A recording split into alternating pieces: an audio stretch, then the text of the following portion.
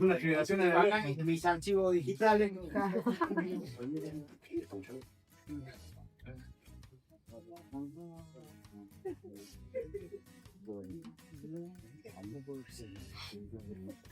¿Emi? Vamos. Todo esto son los derechos que cuadran.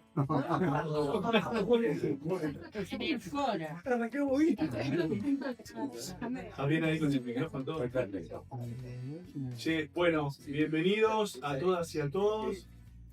Bueno, este es nuestro auditorio, Gustavo, se llama San Cayetano. Lo bautizamos así porque es el patrón del trabajo y aparte nosotros somos muy creyentes y muy líneas Francisco, así que tiene ese nombre en nuestro auditorio. Agradecerles profundamente la presencia de todos los delegados. Sabemos que hay muchos que se levantaron temprano y que están acá, así que lo vamos a hacer didáctico y ligero. En primer lugar, quiero solidarizarme, Gustavo, con los compañeros de Ceibara que han sufrido dentro de su sindicato un vandalismo inusual en estos tiempos complejos y a horas de una marcha contra la reforma laboral a Plaza de Mayo. Así que mi solidaridad con los trabajadores y trabajadoras del vidrio y con su secretario general, Cristian Jerónimo. Un fuerte abrazo desde acá y de todos mis compañeros de comercio. En segundo lugar, y no menor, agradecerle a Gustavo Ciampa. Sabemos que, además de que es un compañero y un amigo, sabemos que son tiempos complejos. Diciembre son agendas cargadas y más en discusiones como las que se vienen de la reforma laboral. Tener un compañero y un abogado de la magnitud de Gustavo para nosotros es clarificador en el mensaje que vamos a poder imponer con él. Sabemos que esta reforma es regresiva, una reforma que viene a quitar derechos y que los trabajadores no queremos ser la variable de ajuste, ¿sí? Y no queremos pagar con los puestos de laburo la modernización laboral que impone el gobierno de Javier Milei.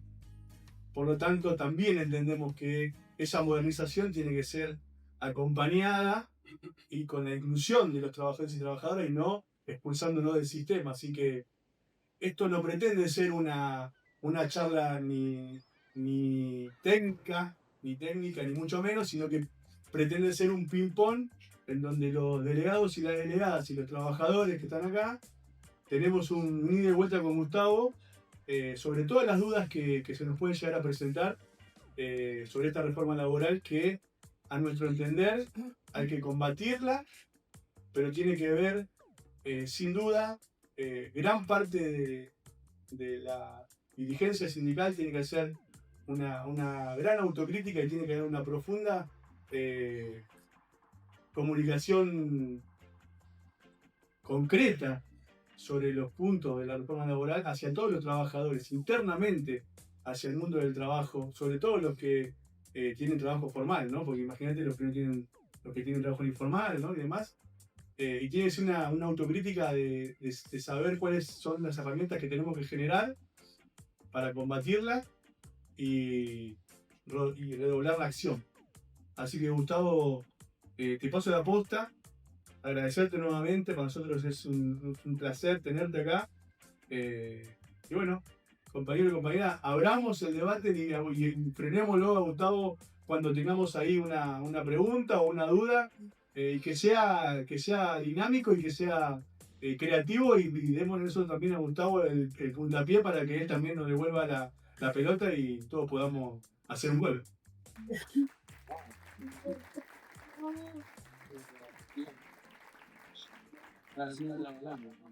Sí. Hola, estamos.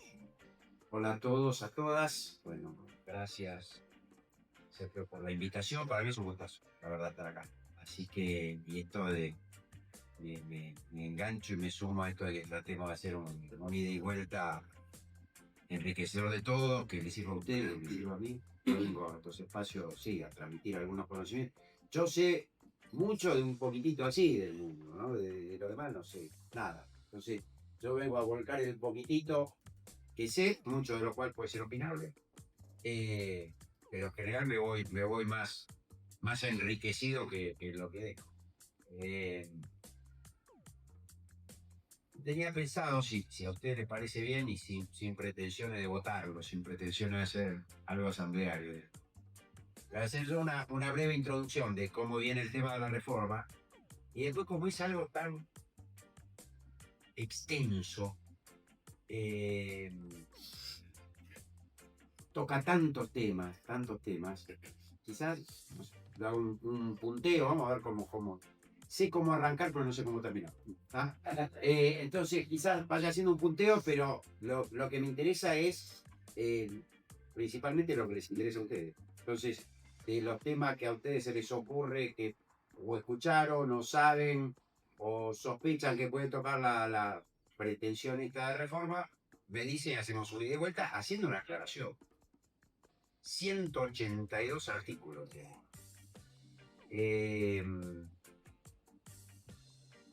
Y estamos que se mandó hace 3 días al Congreso.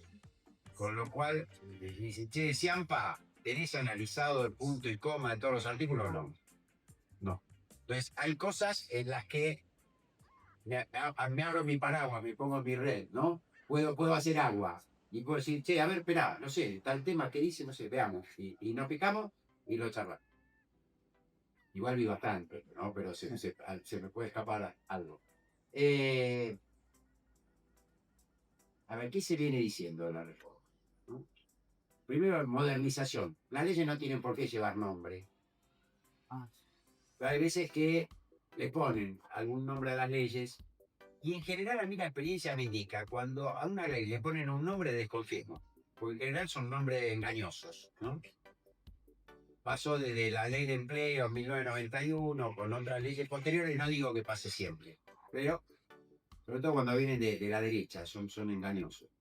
A esta le pusieron modernización laboral. Incluso salió un diputado que ni sé el nombre, no, dijo, este no es un proyecto de reforma, es un proyecto de modernización.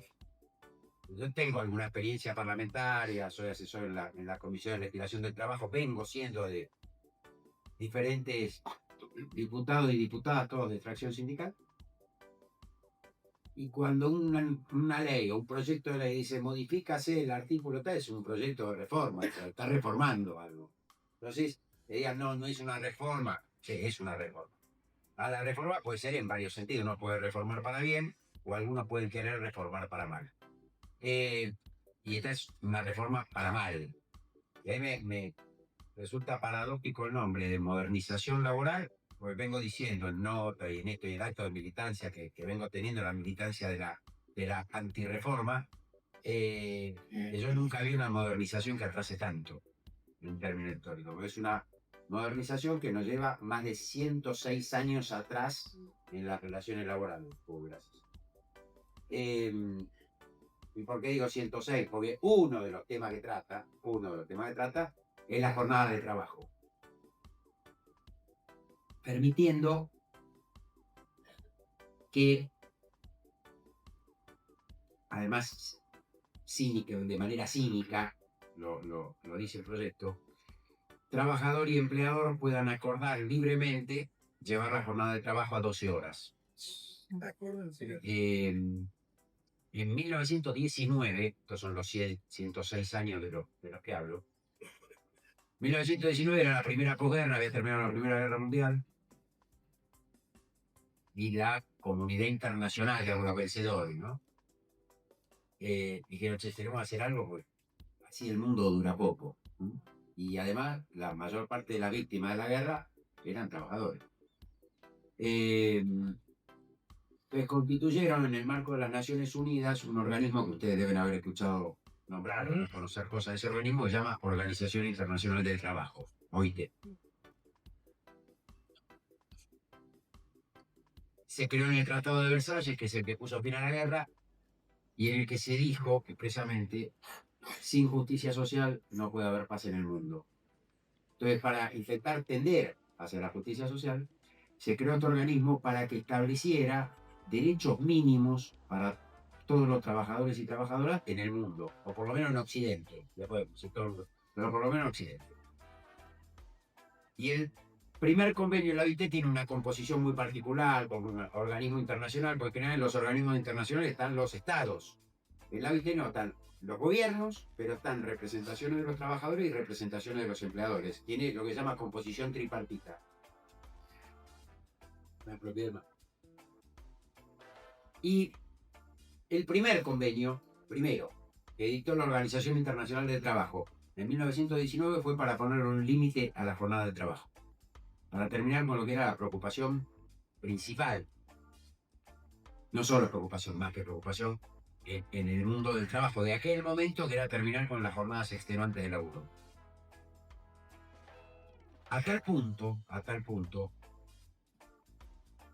era una preocupación grande y fue eje de las luchas obreras desde el siglo anterior, digamos, desde fines del siglo XIX, principio del siglo XX, que cuando conmemoramos el 1 de mayo, el Día del Trabajador, lo que estamos haciendo es conmemorar a las víctimas de la masacre de Chicago, ¿no? Que fueron trabajadores que en el marco de las luchas obreras por poner un límite a la jornada de trabajo, fueron juzgados en un juicio simulado, no simulado, el juicio fue real, pero las pruebas fueron falsas y todo falso, y fueron asesinados por luchar por ponerle un límite a la jornada de trabajo, por esto que se llamaba el triple 8, 8 horas de trabajo, 8 horas de descanso, 8 horas de esparcimiento. Cuando los 8 de marzo se festeja el Día de la Mujer, se conmemora el Día de la Mujer, no se festeja, también estamos conmemorando y homenajeando a las víctimas, grupo de mujeres que en un conflicto en una fábrica, para poner un límite a la jornada de trabajo, el dueño de la fábrica cerró la fábrica y la prendió fuego con las mujeres adentro. Entonces, marco estos dos hitos de conmemoraciones de todos los años y donde las sociedades están muy imbuidas y todo, para decir, che, no nos olvidemos que esto es por la jornada de trabajo, ¿eh? Fueron víctimas por haber luchado por un límite a la jornada de trabajo. Entonces, en 1919, convenio 1 de la OIT, se pone un límite a la jornada de trabajo. La jornada diaria de trabajo no puede exceder de 8 horas. Y la jornada semanal no puede exceder de 48 horas. Cuando hoy en día nos quieren llevar a jornada de 12 horas, estamos retrocediendo más atrás que en 1919. Digamos, con lo cual, modernización no tiene nada.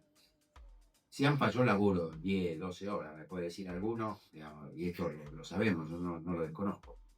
¿Cuál es la diferencia entre este proyecto y lo que pasa ahora? Primero, muy posiblemente ustedes sean todos trabajadores y trabajadoras registrados, ¿no? Registradas. Pero todos tenemos gente cercana, conocida, lo que sea, y además lo sabemos, que hay muchos trabajadores y trabajadoras no registrados, que lo tienen trabajando lo que mal llamamos trabajo en negro o trabajo clandestino. Entonces, primera aclaración, esto yo creo que es necesario hacerlo, quienes están trabajando en negro tienen los mismos derechos que quienes están trabajando en blanco. Esto es algo que hay que saber y es bueno que se sepa, porque hay inducción a error y a engaño. Incluso yo escuché a ministros hablando en la televisión diciendo que los trabajadores negros no tienen derecho. No tienen derecho. Lo que tienen es una mayor dificultad en hacerse respetar en esos derechos, en hacerse valer en esos derechos, porque están en una situación de mayor vulnerabilidad. Pero decirle algo a alguien que no tiene derecho es la primera forma de que no exija el respeto de su derecho, pues no sabe que lo tiene. Entonces, tiene los mismos derechos. ¿Qué tiene que hacer? El Estado tiene que salir a controlar, que se cumpla la normativa, ¿no? Lo que pasa es que tenemos un Estado que no lo hace. Cuando el Estado se corre, no es un Estado imparcial. Cuando el Estado se corre, juega a favor del más fuerte, del que impone su poder para condicionar o para someter al más débil. Y en las relaciones laborales, los trabajadores están en inferioridad de condiciones de poder negociar con su empleador. Esto es así y seguirá siendo así y fue siempre así y por eso surgió el derecho de trabajo. Cuando surge a partir de la revolución industrial, el liberalismo, las corrientes liberales pensaban que uno a uno éramos todos iguales en poder de negociación. Por eso la organización sindical estaba prohibida, era un delito. Agruparse los trabajadores era considerado un delito. El derecho de huelga ni te cuento, también un delito castigado con pena de prisión.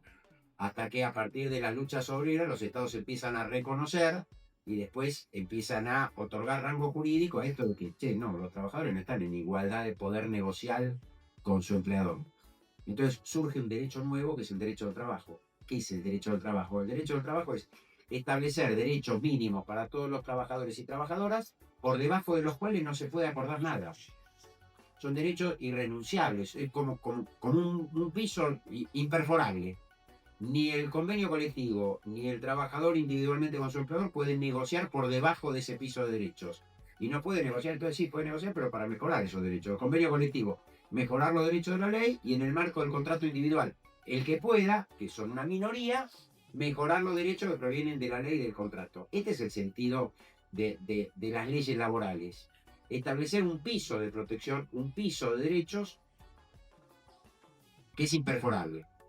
Entonces, cuando se dice trabajador y empleador pueden negociar libremente, en el esquema del derecho al trabajo, sí, libremente, pero para mejorar derechos, no para perforar derechos, para empeorar derechos.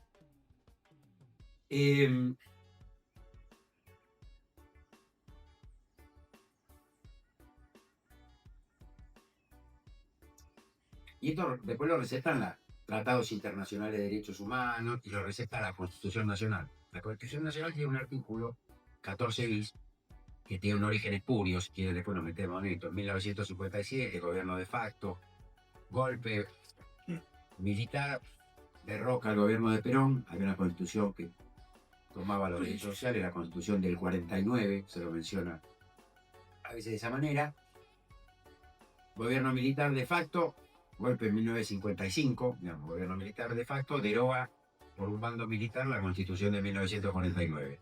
Restablece una constitución de 1853 y por razones políticas, si quieren después hablamos de eso, convoca una convención constituyente para modificar esa constitución, incorporando derechos sociales. ¿Por qué? Porque los trabajadores y las trabajadoras no se olvidaban de Perón. Como no se olvidaban de Perón, hasta hubo un decreto que penaba con pena de prisión cantar la marcha, tararear la marcha, mencionar a Perón, las imágenes. Dice, che, vamos a darle a los trabajadores algunos derechos sociales a ver si se olvidan del peronismo. En esto de que se olviden de Perón, convocan una convención constituyente y gana el voto en blanco. En la elección gana el voto en blanco. Mandato de Perón Perón desde el exilio. No había redes sociales, no había nada, era otra forma de comunicación.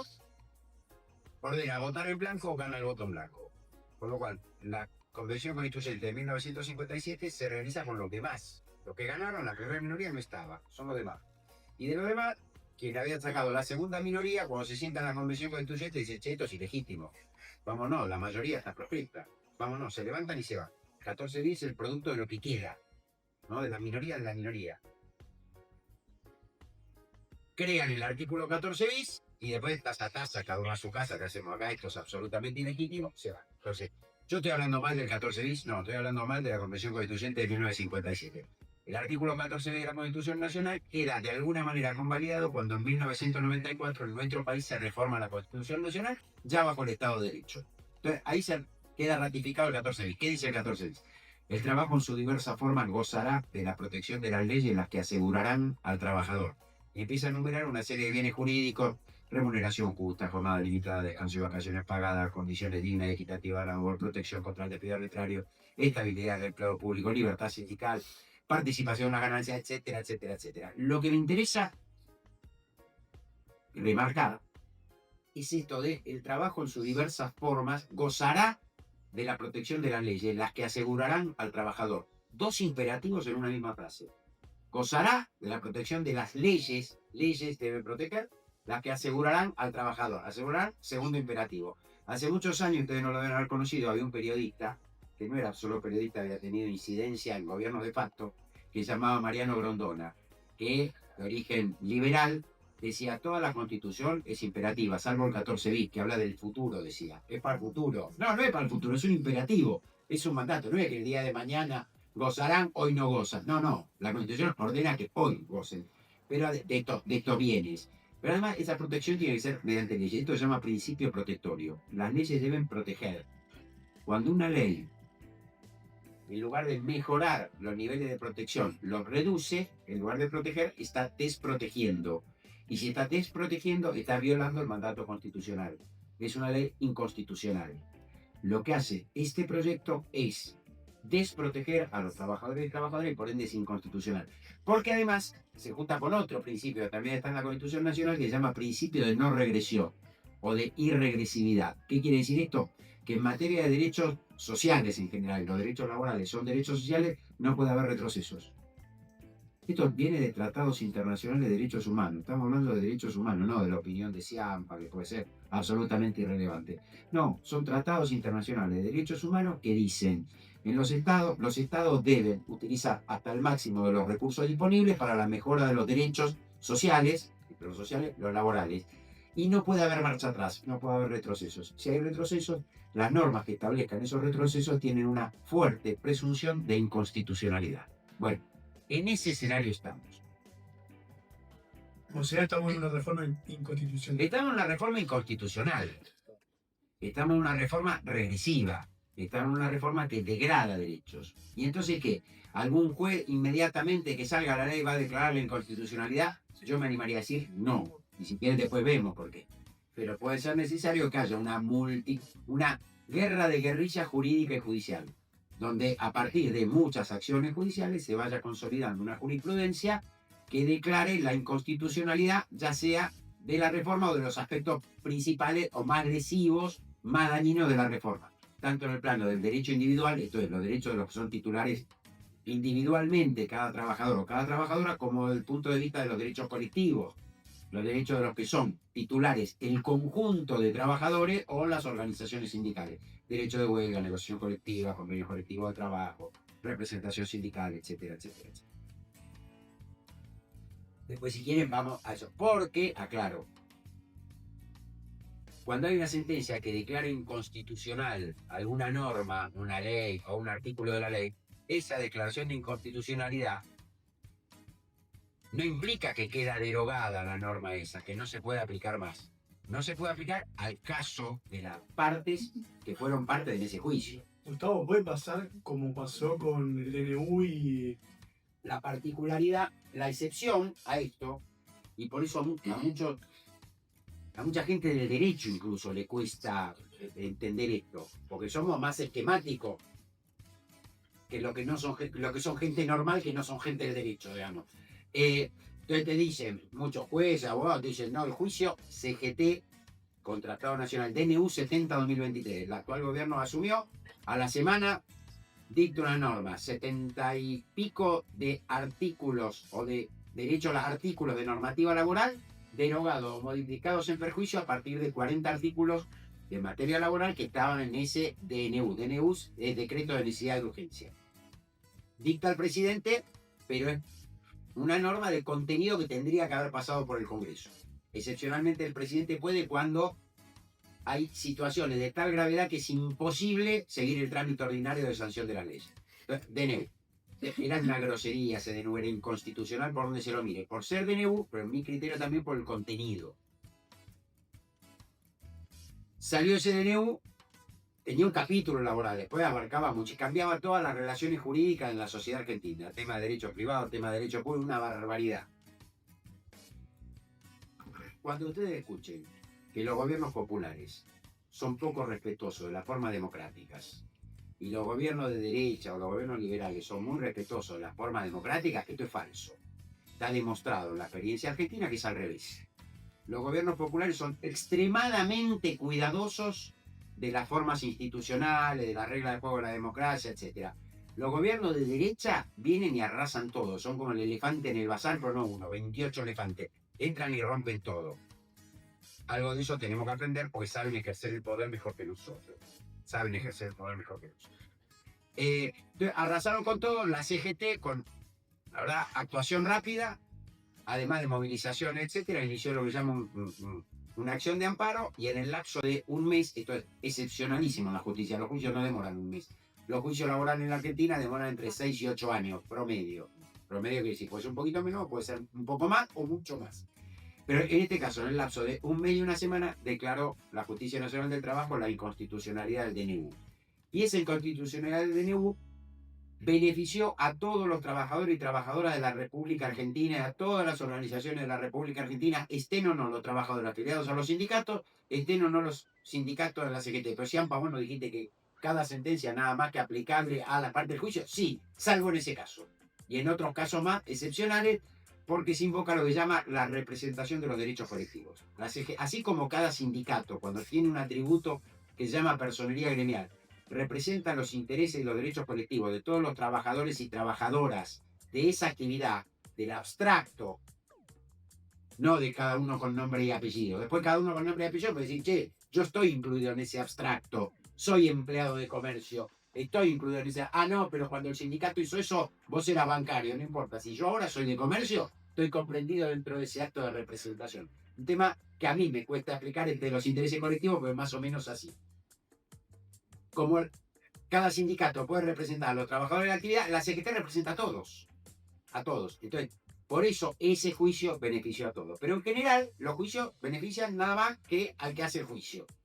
¿Mm? Y obligan nada más a la parte demandada en el juicio cuando es condenada, ¿no? O sea, se lugar a la demanda. Entonces, lo que se requerirá es jurisprudencia vasta, numerosa y que se vaya consolidando, declarando la inconstitucionalidad hasta que hay tantas declaraciones de inconstitucionalidad que o bien los empleadores dejan de aplicar esa ley que consideran inconstitucional o el Congreso la modifica. El caso más claro, hay un caso Bisotti, se llama, capaz que alguno lo escuchó nombrar, que es cuando no se puede aplicar un tope a la indemnización por despido. Y ese caso Bisotti, la Corte Suprema dijo, bueno, cuando el tope que surge del convenio colectivo de trabajo es inferior al 67% del sueldo real que se debe tomar para calcular la indemnización por despido, va de verdad. Si es inferior al 67, no hay que calcularlo con tope. Hay que calcularlo en base al 67% de la remuneración. Ese fallo lo sacó Bisotti y le sirve a Bisotti, que era un fulano laburante de, con AMSA era, de sanidad. Pero tuvo tal impacto que las empresas después dejaron de aplicar el tope cuando el tope era inferior al 67% del sueldo. ¿Sienta un precedente eso ya que...? Sí, pero tiene una fuerza moral muy fuerte y las empresas... A ver, a mí me tocó ser abogado en un caso así, que llevé hasta la Corte Suprema de Justicia, que se vincula con la actividad de muchos de ustedes, que es un caso que se llamó Pérez con Disco. En Pérez con Disco, la Corte Suprema de Justicia de la noche, yo era el abogado de Pérez. Llevé el tema a la Corte y la Corte dijo, en el 2009 los tickets canasta y tickets restaurant son inconstitucionales, en tanto se los considere no remuneratorios. Entonces ese caso benefició a Pérez. Pérez me llamó por teléfono un día a la mañana y me dice, Gustavo, estoy en San Juan por laburo y me veo en la tapa del diario. ¿Qué pasó? Ganamos el juicio. Aníbal, ganamos el juicio. Bueno, la Corte declaró Pérez, pero esto generó un impacto donde a partir de ahí, y esto se suma a que había salido también una ley, dejaron de haber ticket canasta o ticket restaurant. Por lo menos dejaron de haberlo masivamente, después empezaron a buscarle la forma de otros tickets, pero eso dejaron de existir. Pero por la fuerza, pero son excepcionales esos fallos, son excepcionales. Pues a ver, el tema de los tickets venía un decreto de 1989 y yo el fallo lo saqué en el 2009, 20 años de transferencia regresiva de ingresos, que se privaron a los trabajadores y se privaron a la seguridad social y fueron el beneficio de los empleadores y las empresas que hacían el tema de los tickets. Entonces, ¿puede pasar lo mismo? Una acción, si esto se convierte en ley, una acción que vaya contra la ley, y ahí es más complicado. Yo no sé si los jueces, si algún juez se animaría a declarar en un juicio de alcance colectivo la inconstitucionalidad de una ley. Yo lo veo más difícil. ¿Por qué lo hizo con un decreto? Porque el decreto era muy grosero, porque el presidente no tiene facultades. Entonces, la inconstitucionalidad del DNU 70-2023 fue decidida, y así lo dijeron los jueces, porque era un DNU y el presidente no tenía facultades, no estaban dadas las condiciones excepcionalísimas como para que el presidente pudiera dictar un DNU. Bueno, pero ahí estás. Y dijeron, no nos metemos en el contenido, declaramos la inconstitucionalidad porque es un DNU. Entonces, no digo que no, no lo sé. Pero al ser una ley y tiene amparo internacional, no debería y la no regresividad, no debería tener los mismos estándares Pero absolutamente sí. Lo que estoy diciendo es, no sé si los jueces lo dirían. Pues a ver, por ejemplo, el año pasado... Pero perdón, un abogado laboralista que defiende a un trabajador, sí. Sí, porque es derecho individual. Claro, pero ahí, si a mí... A ver, si esto se convierte en ley y viene a verme algún trabajador o trabajadora despedido y le pagaron... Pues a ver, aclaración, que esto va a ser aplicable a todos, Claro. No es a los que entren a laburar a partir de... Es mentira eso. Es aplicable a todos. Entonces, por ejemplo, este proyecto, de sancionarse así, reduce la indemnización por despido. ¿Cómo la reduce? De dos formas. Primero, tema discutible, todavía hoy, dice, no corresponde incluir en el sueldo que se va a tomar para calcular la indemnización por despido ni la incidencia del aguinaldo, ni la incidencia de gratificaciones, premios, ni nada que no se cobre todos los meses. Por favor, repetilo de nuevo, Vamos. más despacito. Porque estás entrando a calentar la sala. Este es el momento donde entras a calentar la sala. No se caliente mucho, pero no saben todo lo que falta para calentarse al canto en esto. Bueno, lo que dice, a ver, lo que hace esto con la indemnización, primero, indemnización por despido, vamos a entrar más lógico. Las empresas no tienen derecho a despedir sin causa. Esto es algo que tenemos que tener en claro, porque hay un error inducido en el pensamiento general que las empresas tienen derecho a despedir sin causa. Sin causa es cuando no hay un incumplimiento grave. Si hay un incumplimiento grave del trabajador o la trabajadora, ahí sí tienen derecho a despedir. Con causa y no hay indemnización. Más allá de que uno pueda controvertir la causa, judicializar y se dice, bueno, la causa esa no la va a despedir, habrá derecho a indemnización. Pero con causa tienen derecho a despedir. Sin causa no tienen derecho a despedir. Pero ¿cómo? Si la ley dice que si hay despido sin causa, la indemnización es... No. Una cosa es que no haya derecho a despedir. Y otra cosa es que se le reconozca validez, eficacia a la decisión de despedir sin causa. Si una empresa despide sin causa, el despido se produce, salvo situaciones excepcionales. Pero el despido se produce, se termina la relación laboral. Ahora, ¿tenía derecho la empresa a despedir sin causa? No, es un acto ilícito. Ilícito. ¿Por qué es un acto ilícito? Entre lo que yo mencionaba ante el artículo 14 bis, el trabajo en su diversa forma gozará de la protección de las leyes, las que asegurarán al trabajador protección contra el despido arbitrario. ¿Ustedes se imaginan que la Constitución diga hay que proteger contra el ejercicio de los derechos de otros? No. Ordena proteger contra el despido arbitrario. El despido arbitrario es el despido sin causa. Es lo mismo. Porque el despido sin causa es un acto ilícito. Entonces la Constitución ordena que las leyes protejan a los trabajadores y trabajadoras contra ese acto ilícito del despido sin causa. Por eso hay una indemnización. Porque el que a través de un acto ilícito le causa un daño a otro, tiene la obligación de reparar el daño causado. Entonces, si no estuviera prevista la indemnización por despido en la ley, cada trabajador, cada trabajadora despedida tiene derecho a hacer un juicio donde dirá, mire, a mí este despido me causó tales daños, estos daños tienen esta cuantía, este valor económico, y la otra parte dirá, no tiene esos daños, no tiene esa cuantía, y el juez tendrá que evaluar, bueno, los daños que produjo ese despido, el trabajador tendrá que acreditar los daños y la cuantía de los daños. Entonces terminamos toda una serie de juicios donde nadie puede prever nada. Pero ¿qué hace como política laboral el derecho al trabajo? Dice, che, evitemos todas estas discusiones en cada juicio y que cada despido termine en un juicio y permitamos prever que el empleador sepa que si despide sin causa, incurre en ese acto ilícito, tiene que pagar tanto. Y que el trabajador o la trabajadora sepa que si es víctima de ese acto ilícito, tiene derecho a que le paguen tanto. ¿Cómo es ese tanto? Bueno, ¿cuáles son las circunstancias particulares de esa relación laboral? Sueldo y antigüedad. Dice, el mejor sueldo de ese trabajador, esa trabajadora y sus años de antigüedad. Y esta es la reparación que le corresponde cobrar y que el empleador debe pagar como reparación por los daños productos del despido. No es necesario probar si mi daño es mayor, si mi daño es menor. Bueno, mira, la tarifa, esto es una tarifa. Sueldo por año de antigüedad. Es esta la reparación por el despido.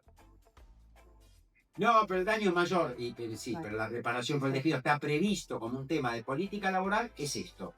Y el empleado tampoco puede decir, no, pero el daño es menor porque como yo lo despedí, salió a buscar laburo, consiguió un laburo de la mitad de la jornada y el doble de sueldo. Entonces al final terminó beneficiando, no me importa.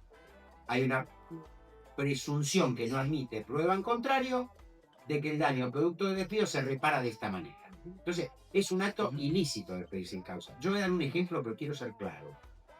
Y que olvídense de la figura penal que puede tener.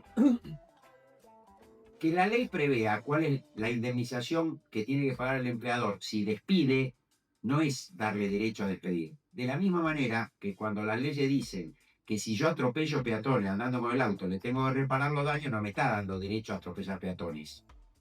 No. Me dice, ese acto ilícito se repara, en este caso, reparación integral. En el otro caso, con reparación tarifada.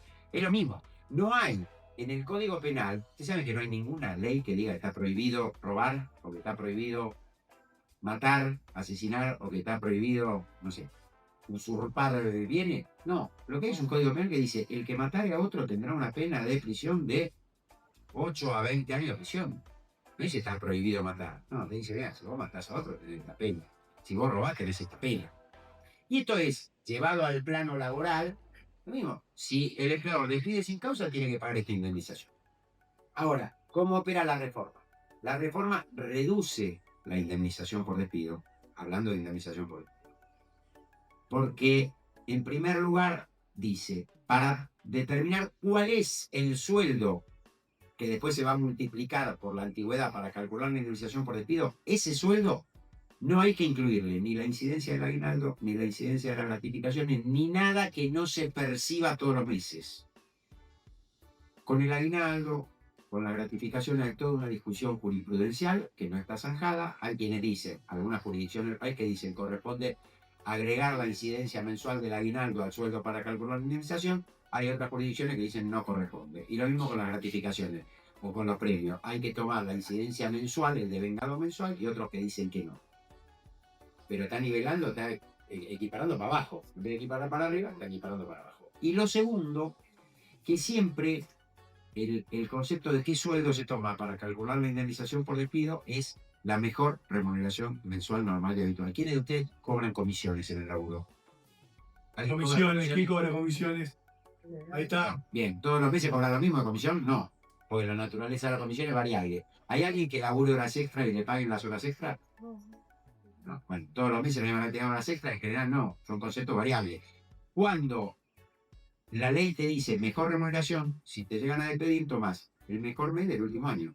Y pero un mes trabajó 35 horas extra y todos los demás meses trabajó 5 horas extra. Ahí, no, mirá, el mejor mes de 35. Con las comisiones. Si, no sé, por venta, un mes vendiste que sos un león, león viene de Tenemos una uno vieja que vende, plata. Ahí está, Fabio. Soy un león Ahí está. vendiendo dulces. Ese viene como loco. Hace muchos años.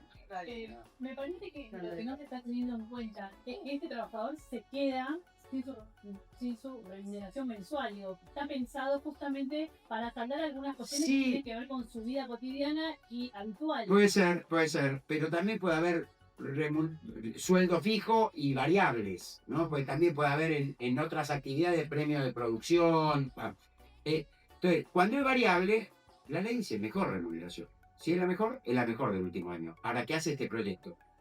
Dice la mejor, pero después agrega, si son conceptos variables, se toma el promedio.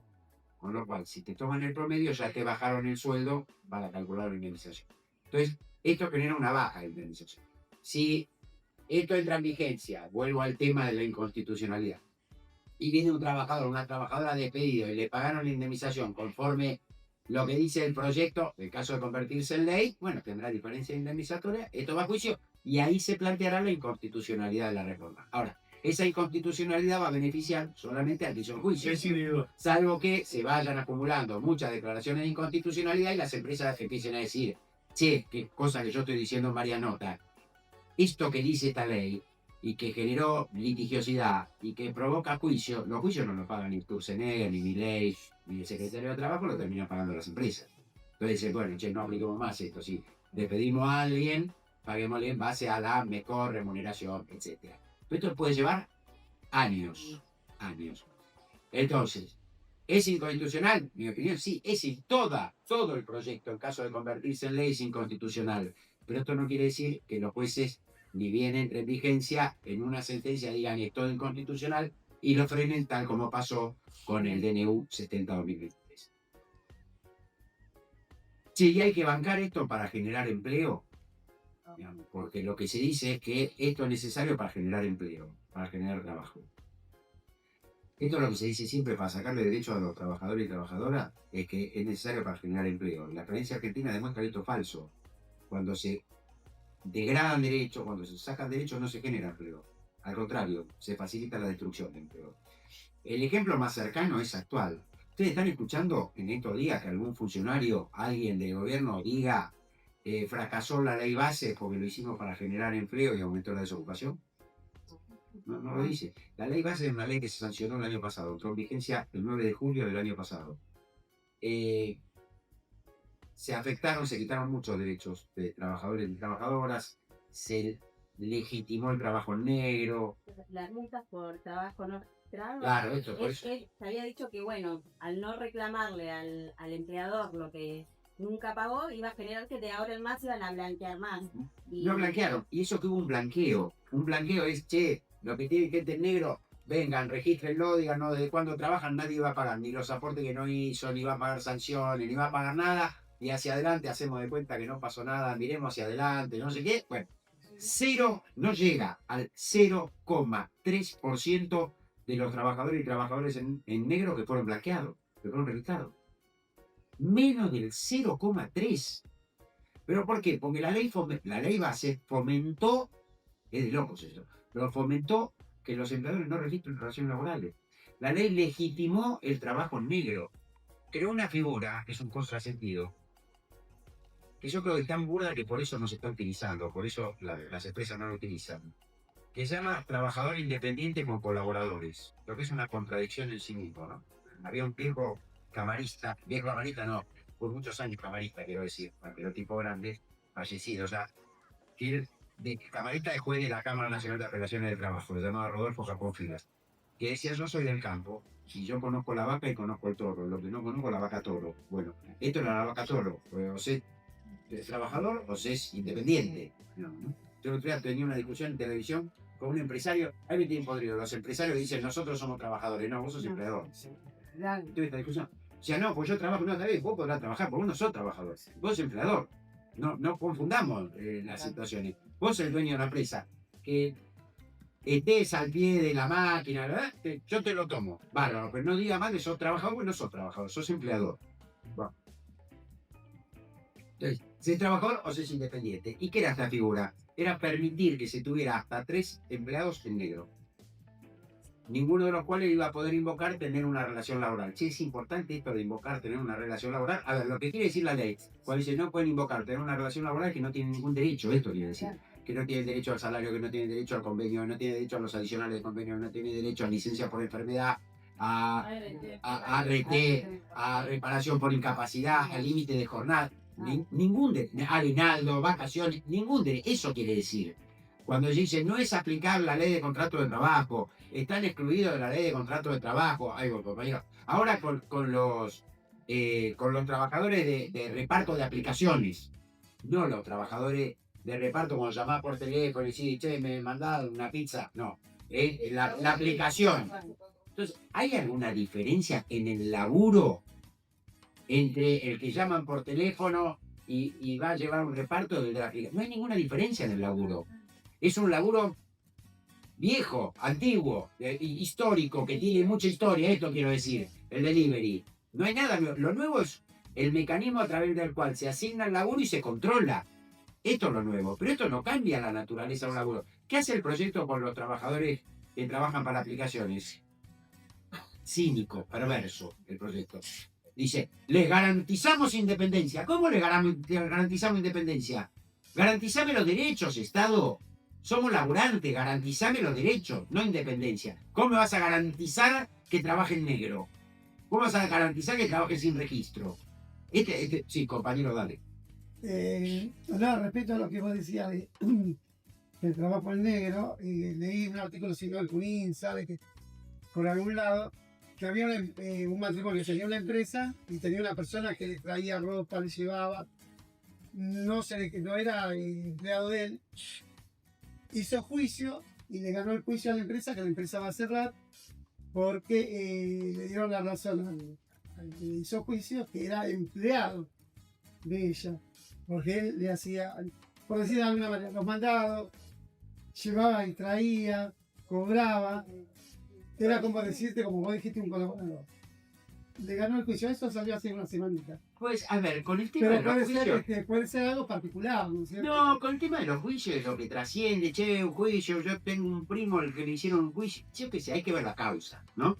Yo lo creo que estaba en un programa y justo sale el dueño de Piegari, creo que se llama un restaurante, yo me entero ahí, al aire, el periodista me dice, ¿y a usted qué le parece? Sale el dueño de Piegari a decir que tiene que pagar 100 millones de pesos por un juicio laboral. Yo no conozco la causa, no sé, habrá que ver la causa. Pero mi respuesta fue, mirá, la indemnización por despido es un sueldo por año de antigüedad. Si tiene que cobrar 100 millones, o tenía un sueldo enorme que no me daba para un mozo, o tenía una antigüedad de no sé cuántos, no me daba. Ahora, después te empezás a enterar. Debido a la pandemia. Le pagaba parte en blanco, parte en negro. Tenía más de 20 años de antigüedad. No le pagaba a la empresa, se quedaba con el aporte que hacían todas las empresas, no le pagaba al trabajador. Y además pasó una inflación altísima. Este es otro tema que abarca la reforma. Entonces, y además hay una cosa. Cuando ustedes van al banco, si alguno de ustedes quiere ir al banco a pedir un préstamo, el banco, supongamos que le dé el préstamo, ustedes tienen que devolver esa guita con intereses. Si alguno de ustedes se financia con la tarjeta de crédito, traten de no hacerlo, como usás un dinero que no lo sacás del bolsillo, que después lo pagás, digamos, pero vos usás, teóricamente, el dinero de la tarjeta tenés que devolver con intereses. ¿Qué es el interés?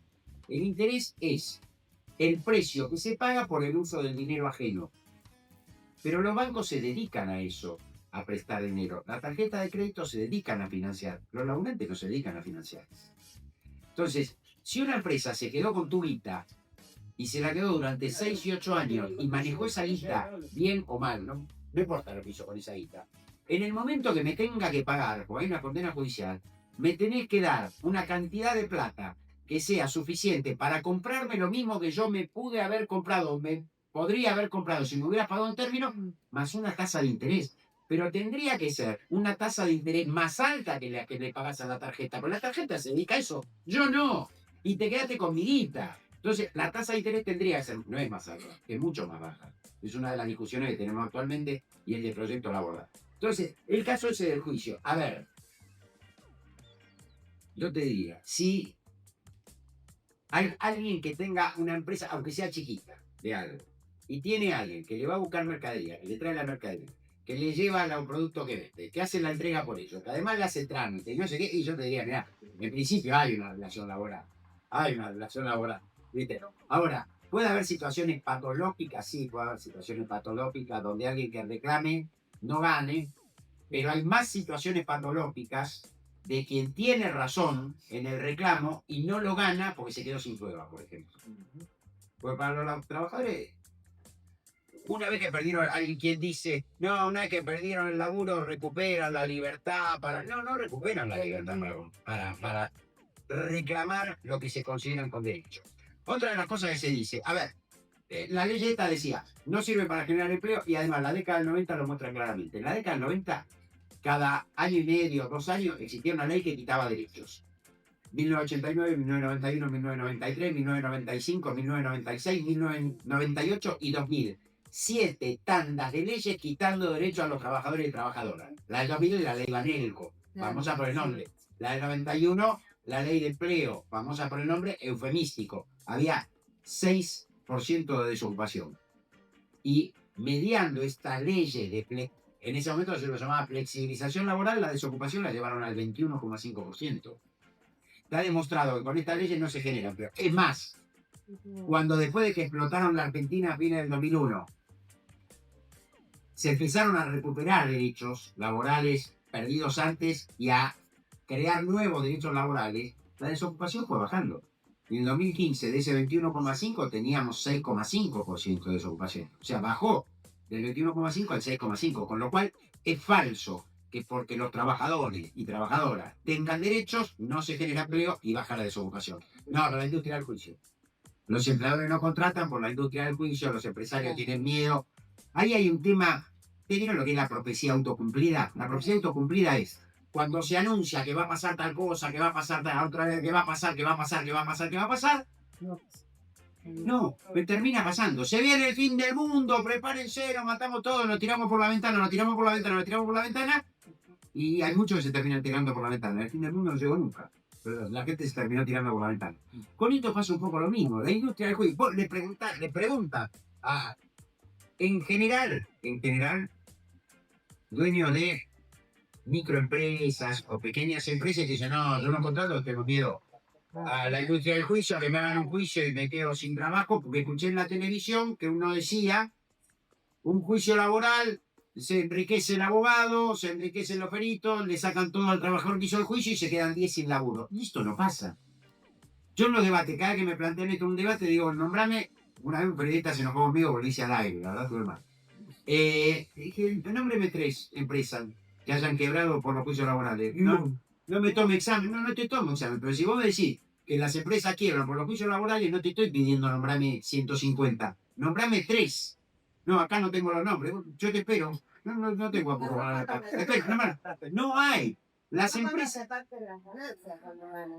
Además, si las empresas quiebran porque no venden, por razones de política económica, porque les abren la importación, o entran productos subsidiados, digamos, el local no puede competir por costo, porque les aumenta la energía, porque la gente del barrio, el que tiene un pequeño comercio en el barrio, si los vecinos y la vecina del barrio, y digo vecinos no en el sentido pro, no digo lo que viven alrededor. Yo soy ciudadano, no soy vecino. Soy vecino del que vive al lado de mi casa, pero de la ciudad soy ciudadano. Porque además como ciudadano tengo derecho, como vecino no. Claro. Como vecino puedo decir, che, no haga ruido, lo que sea, eso a las 2 de la mañana. Viste, te toco por ti, me digo, che. Bueno, pero soy ciudadano. Pero bueno, me fui con los vecinos, no sé qué estaba diciendo. Bueno. Ahora que había una pregunta, había una pregunta de la compañera. Mirá que digo esto. Entonces, la industria del juicio, no tomo por la industria del juicio. ¿Saben cuál es? Yo lo tengo estudiado el tema, con estadísticas. El índice de litigiosidad en la Argentina es inferior al 2%. Esto quiere decir que menos del 2% de los trabajadores y trabajadoras que tienen derecho a hacer un juicio lo hacen. ¿Sabes? Menos del 2%. Menos del 2%. Nada. Es bajísima la litigiosidad en la Argentina. Lo que nos tiene que preocupar, o sobre lo que tenemos que pensar es, sí, ¿qué pasa? Que más del 98% de los trabajadores y trabajadoras se resignan a perder su derecho en aras de qué. No reclaman. Yo tengo 3 cosas visualizadas, pero esto sí, no lo tengo estudiado, es una especulación mía. Una, desconocimiento. Los trabajadores, si escuchan en todos lados, los trabajadores negros no tienen derecho, yo estoy en negro, me echan, digo, no tengo derecho, ni averiguo, no tengo derecho, me convencieron, no tengo derecho. Desconocimiento. Segundo, miedo. Miedo a perder el laburo, esto lo entiendo. Si hay miedo a perder el laburo y yo me resigno a perder mi derecho, a laburar horas extra que no me la paguen, a que me tengan mal categorizado, a que me tengan como jornada reducido falso y me pagan la mitad en blanco y otro pedazo en negro, no sé, a figurar que mi empleador es una empresa, Adeco Servicios Empresarios, y no la empresa para la que laburo, no sé, la cantidad de incumplimientos enormes en cantidad que puede haber en los empleadores. Y no reclamo porque tengo el laburo, que tengo miedo a perder el laburo. Si tengo miedo a perder el laburo, la protección contra el despido no es suficiente. Guarda, si yo no reclamo porque tengo miedo a que me despidan fácil, quiere decir que la protección que me dan las leyes contra el despido no es suficiente para protegerme contra el despido.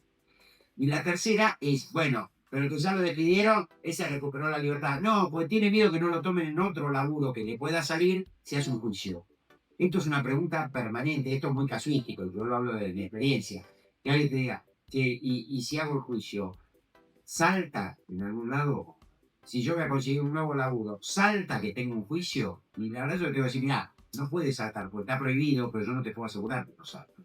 Pues yo no sé si quizás si uno toma actividades con mucha dispersión de establecimientos, no sé, comercio.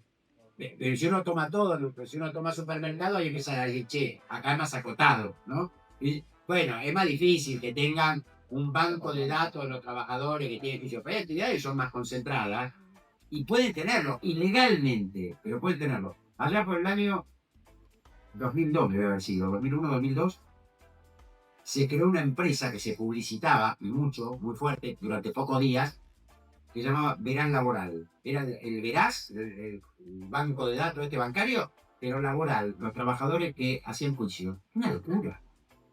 Una locura. Yo en ese momento era vicepresidente de la Asociación Laboralista, hicimos una denuncia, era Graciela Camaño, la ministra de Trabajo, rápido actuaron, no me acuerdo de lo que hicieron, desapareció la presa. Pues no puede funcionar, es ilegal.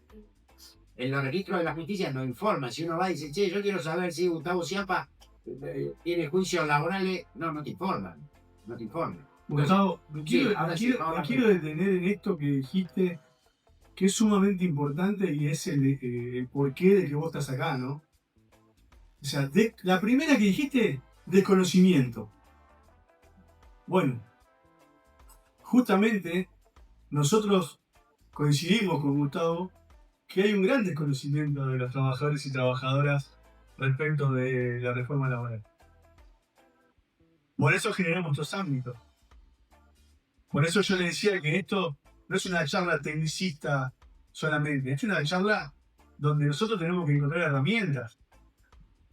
De acá tiene que surgir ideas, creatividad y generar herramientas para combatirla.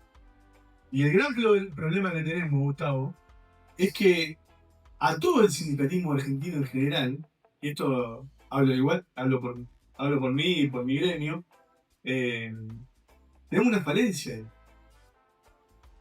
Primero tenemos una falencia en la comunicación y después tenemos una falencia en la acción. Porque yo me tengo que hacer cargo como dirigente cuando vos decís, che, acá hay una desconexión por la desinformación entre el sindicato y sus representados. Hay algo que estamos haciendo mal. Y lo que estamos haciendo mal es no estar en los lugares de trabajo hablando de la reforma laboral, no solo con los delegados, sino con los trabajadores. En una asamblea, en una reunión. Volver a la militancia activa, a la militancia presencial. No a este que está acá. A este. O sea, los dirigentes de WhatsApp, del grupo de WhatsApp y del Te llamo, del mail, es el gran problema que tenemos hoy. O sea, tenemos que salir de la zona de confort para volver a enamorar y volver a construir eso de lo que habla Gustavo, que es que no estamos llegando a la gente. O sea, la falta de comunicación es tremendo en las organizaciones gremiales. Y el desconocimiento, o sea, trae el desconocimiento. Si los dirigentes no están en donde tienen que estar, recorriendo lo que tienen que recorrer, los shopping, los supermercados, los lugares, los call centers, la gente del turismo, y seguramente vamos a seguir fracasando ahí.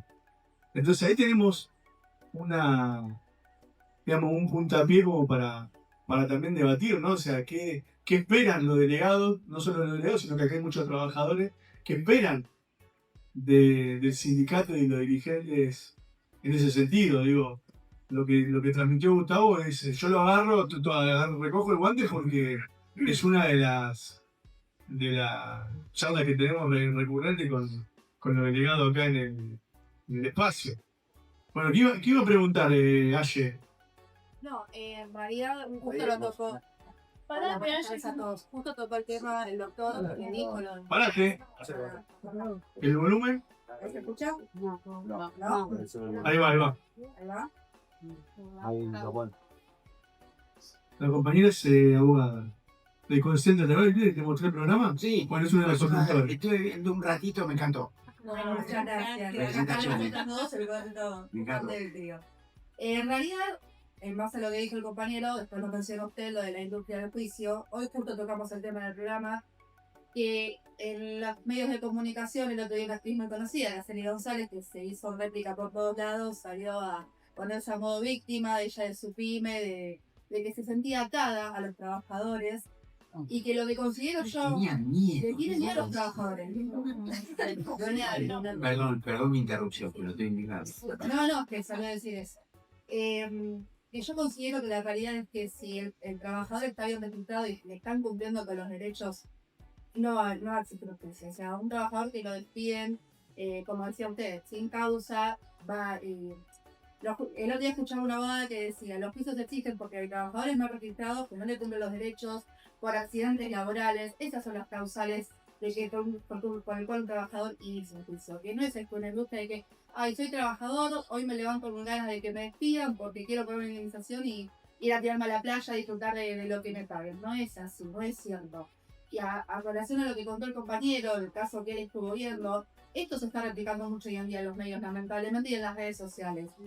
Que los juicios laborales son una industria para los abogados, para los peritos, como decía usted, y para los trabajadores, entre comillas, que los quieren tirar de vagos, de que se van a beneficiar con esto. La realidad es que no. Un trabajador que está haciendo un juicio justamente es porque está reclamando algo que no hicieron correctamente en su trabajo el tiempo que estuvo trabajando. Y hay que, como delegados y como trabajadores, hay que militar esto de que es una mentira la industria del juicio y que si se llega a un juicio no tener miedo, que esto no va a pasar. Porque esta pregunta la hacen mucho, por lo menos a nosotras tres nos hacen. Y si yo hice un juicio o hice una acción legal, ¿queda mi legajo? Si el otro día, el día de mañana trabajo en otro call center, ¿lo van a ver en mi legajo? Es algo que hay que trabajar mucho con información, justamente por eso, porque las dudas quedan y lamentablemente si nosotros no somos como delegados los que llevamos la información por parte tal vez del gremio o representación del gremio, nuestros compañeros no están informados y avalan, entre comillas, esta reforma laboral, como se escucha mucho en la calle cuando le preguntan a la gente, ¿estás a favor? Sí, estoy a favor. ¿Por qué? Porque se necesita una modificación. ¿Y qué se tiene que modificar? Se queda mudo. Sí. Se queda mudo ¿Me porque no sabe. permites agregar un par de cosas a esto del tema de los juicios? ¿Escucharon a alguien que se queje de los juicios que hacen los bancos a sus deudores? No. ¿Escucharon los medios? Esto de que alguien, escuchan los juicios que hagan las compañías de seguro a los que no pagan la prima o la tarjeta de crédito al que no paga la tarjeta, o el banco al que no paga la tarjeta, eso no hay quejas. O sea, todo lo demás pueden hacer juicio, ¿no? Pero lo que está mal es que los trabajadores hagan juicio. Y acá otro tema que me parece más hasta conceptual, esto que acabo de decir. En la organización constitucional del Estado hay tres poderes: poder ejecutivo, poder legislativo, poder judicial, cada uno con sus competencias. El poder judicial es el poder del Estado donde se resuelven las controversias de derechos. Es un poder del Estado al que quien se considere afectado o vulnerado un derecho tiene derecho a ocurrir para que se le resguarde su derecho. Que digan, puede tener razón o no, puede tener razón o no, eso se lo van a decir. Y el poder judicial no es la justicia, es un poder del Estado. Y como tal, puede fallar mal, ¿no? Se pueden equivocar los jueces, o pueden no poder probar. Pero hacer un juicio es ejercer un derecho.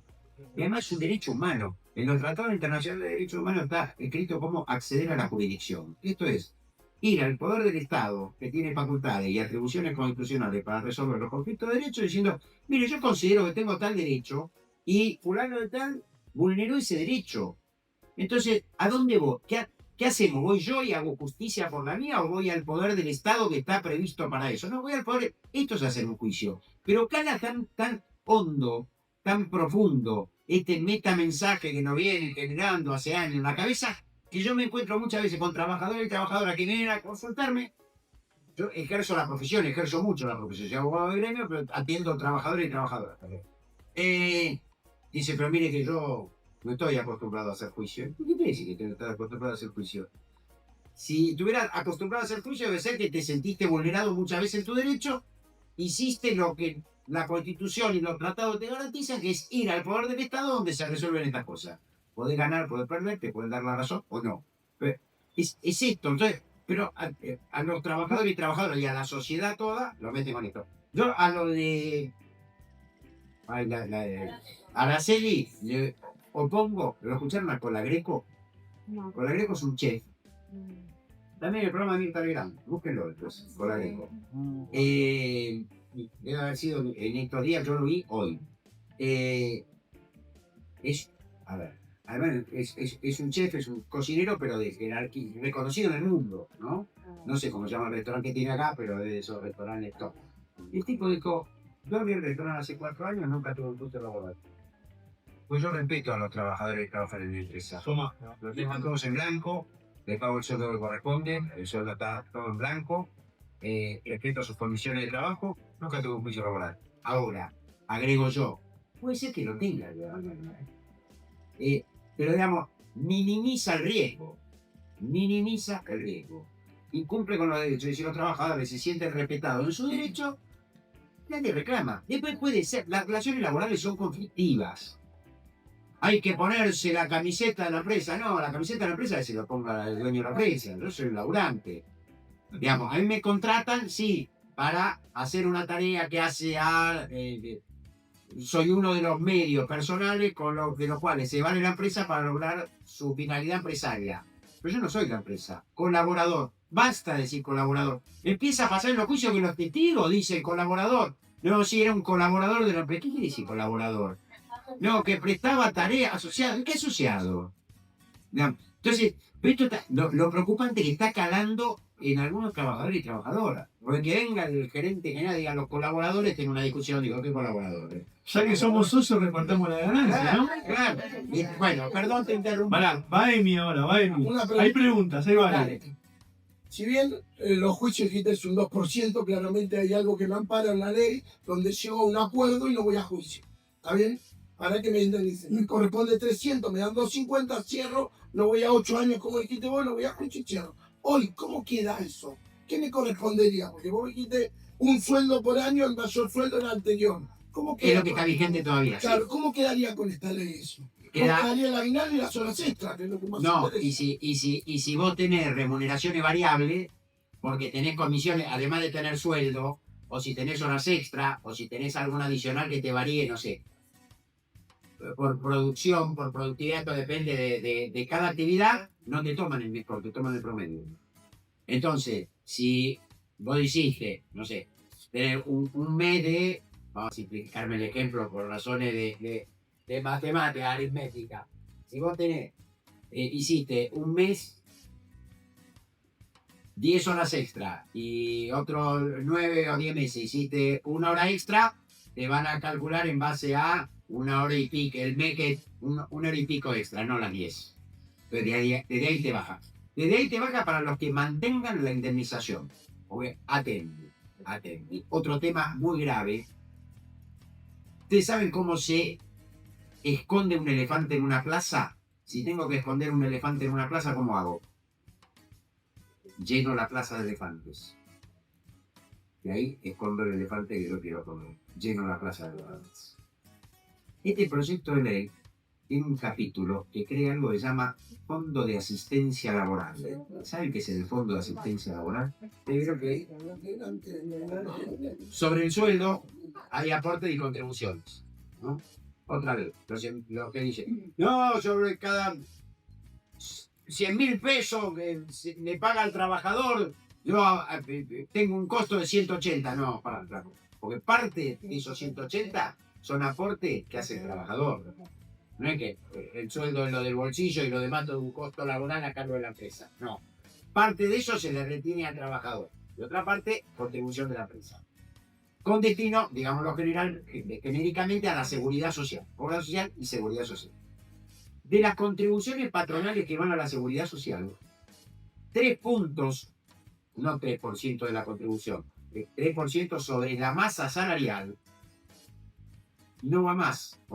En caso de prosperar este proyecto, no iría más a la seguridad social, no iría más a pagar jubilaciones. ¿A dónde va? Va a un fondo que van a administrar 4 vivos, seguramente cercanos al poder, que pueden armar sociedades con fines de lucro, sociedades gerentes de fondos comunes de inversión y no sé cuánto más, que van a administrar esa guita del 3% de la masa salarial, algo parecido a lo que fueron las AFJ acá en los 90.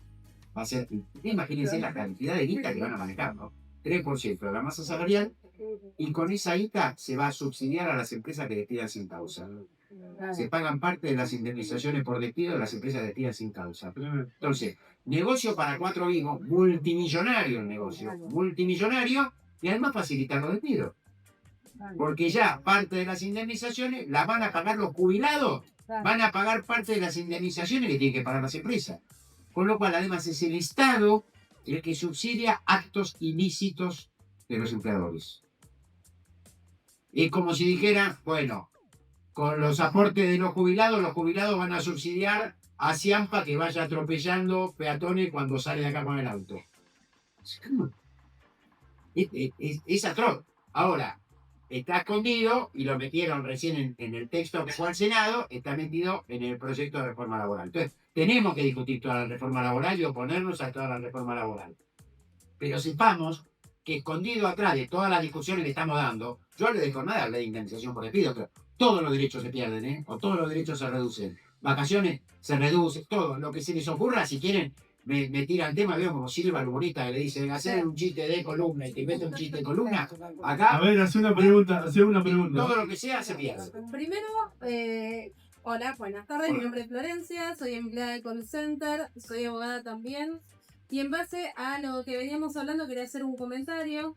La verdad, no estaba al tanto de lo que había dicho Araceli González, pero hablando del tema de el miedo que tienen a los juicios laborales, si tienen tanto miedo, creo que es porque no están respetando los derechos que ya hoy por hoy existen. En cuanto a consulta, le quería preguntar dos temas. El tema de, entiendo que ahora, a partir de ahora, con esta reforma, si entra en vigencia, el tema de las horas extras sería una ficción, no existirían más, porque hablamos de una jornada laboral de muchas horas más y de un banco de horas donde la empresa va a definir qué días puede definir qué días trabaja y qué días no trabaja un empleado. Entiendo que es así, me gustaría saber su opinión sobre eso. Sí, claro. Y en lo que acaba de decir recién, ¿cómo quedarían entonces los aportes a nuestra jubilación, al sistema de seguridad social? Gracias. Eso por el final es lo que menos manejo. Dale. En la seguridad social no es que cada uno de nosotros aporta para su jubilación o aporta a una cuenta propia que se acumula para la jubilación. Es un sistema solidario en el cual todos aportamos, o por todos tendrían que aportar las empresas, reteniendo y cotizando, y eso está dirigido a pagar a los jubilados de hoy. Digamos, es como un pacto solidario, además intergeneracional. Pues lo que se paga hoy es para pagar las jubilaciones de los jubilados hoy. No alcanza. No hay forma de que alcance. Con lo cual, las jubilaciones se financian además con recursos de rentas generales. No es que nada más que con los aportes y contribuciones. No hay forma. Pero indudablemente va a haber menos recursos para la seguridad social. Con lo cual, las jubilaciones van a bajar en términos reales cada vez más, porque va a haber menos recursos para pagar jubilaciones. Menos recursos para pagar jubilaciones, ¿por qué? Porque se le da un negocio a cuatro vivos y además pues, con eso se financian los despidos que disponga cualquier empresa. Esto no quiere decir que el empleador que despide no sea el que está obligado a indemnizar. Sí, sigue siendo el que está obligado a indemnizar. Pero sobre lo que tenga que pagar, una parte va a salir de ese fondo. En definitiva, lo pagan los jubilados con la reducción de sus jubilaciones. Entonces, indudablemente sí, va a estar afectada la jubilación de los actuales y de los futuros jubilados en caso de aprobarse esto y seguir. Voy al primer tema y me viene bien la pregunta, el tema del banco dólar y eso, pues yo no sé, el tema de la jornada para hablar de lo que atrasa esta supuesta modalidad. Y porque alguien me puede decir, sí, se han pagado 18 horas, no sé qué, el convenio 1 de la OIT en 1927 o 1929, la ley de jornada de trabajo en Argentina, que todavía está vigente, sabe que yo laburo 11 horas por día. Y sí, es cierto. El tema es, jurídicamente, en Argentina la modulación está de 8 horas diarias o 48 semanales. Acá, convenio internacional es 8 y 48, una sutileza, así que después vemos qué implica. Son dos límites diferentes. Hay un límite diario y un límite semanal.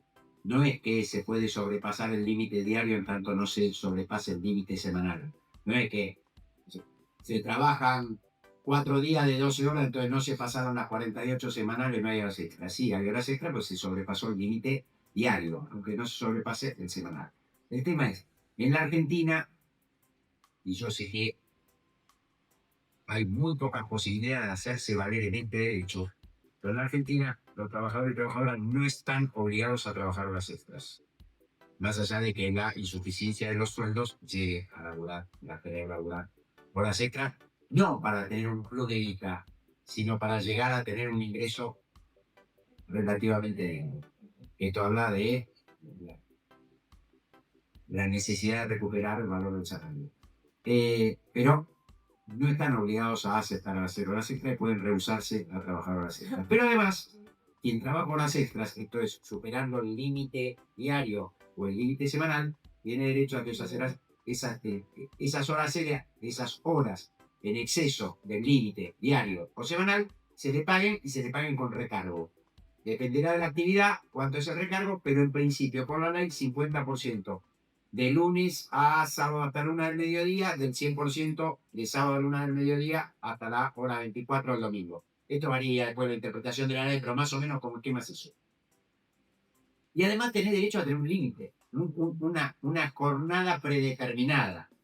O si estás en ciclo rotativo o lo que fuera, a tener un ciclo que rota.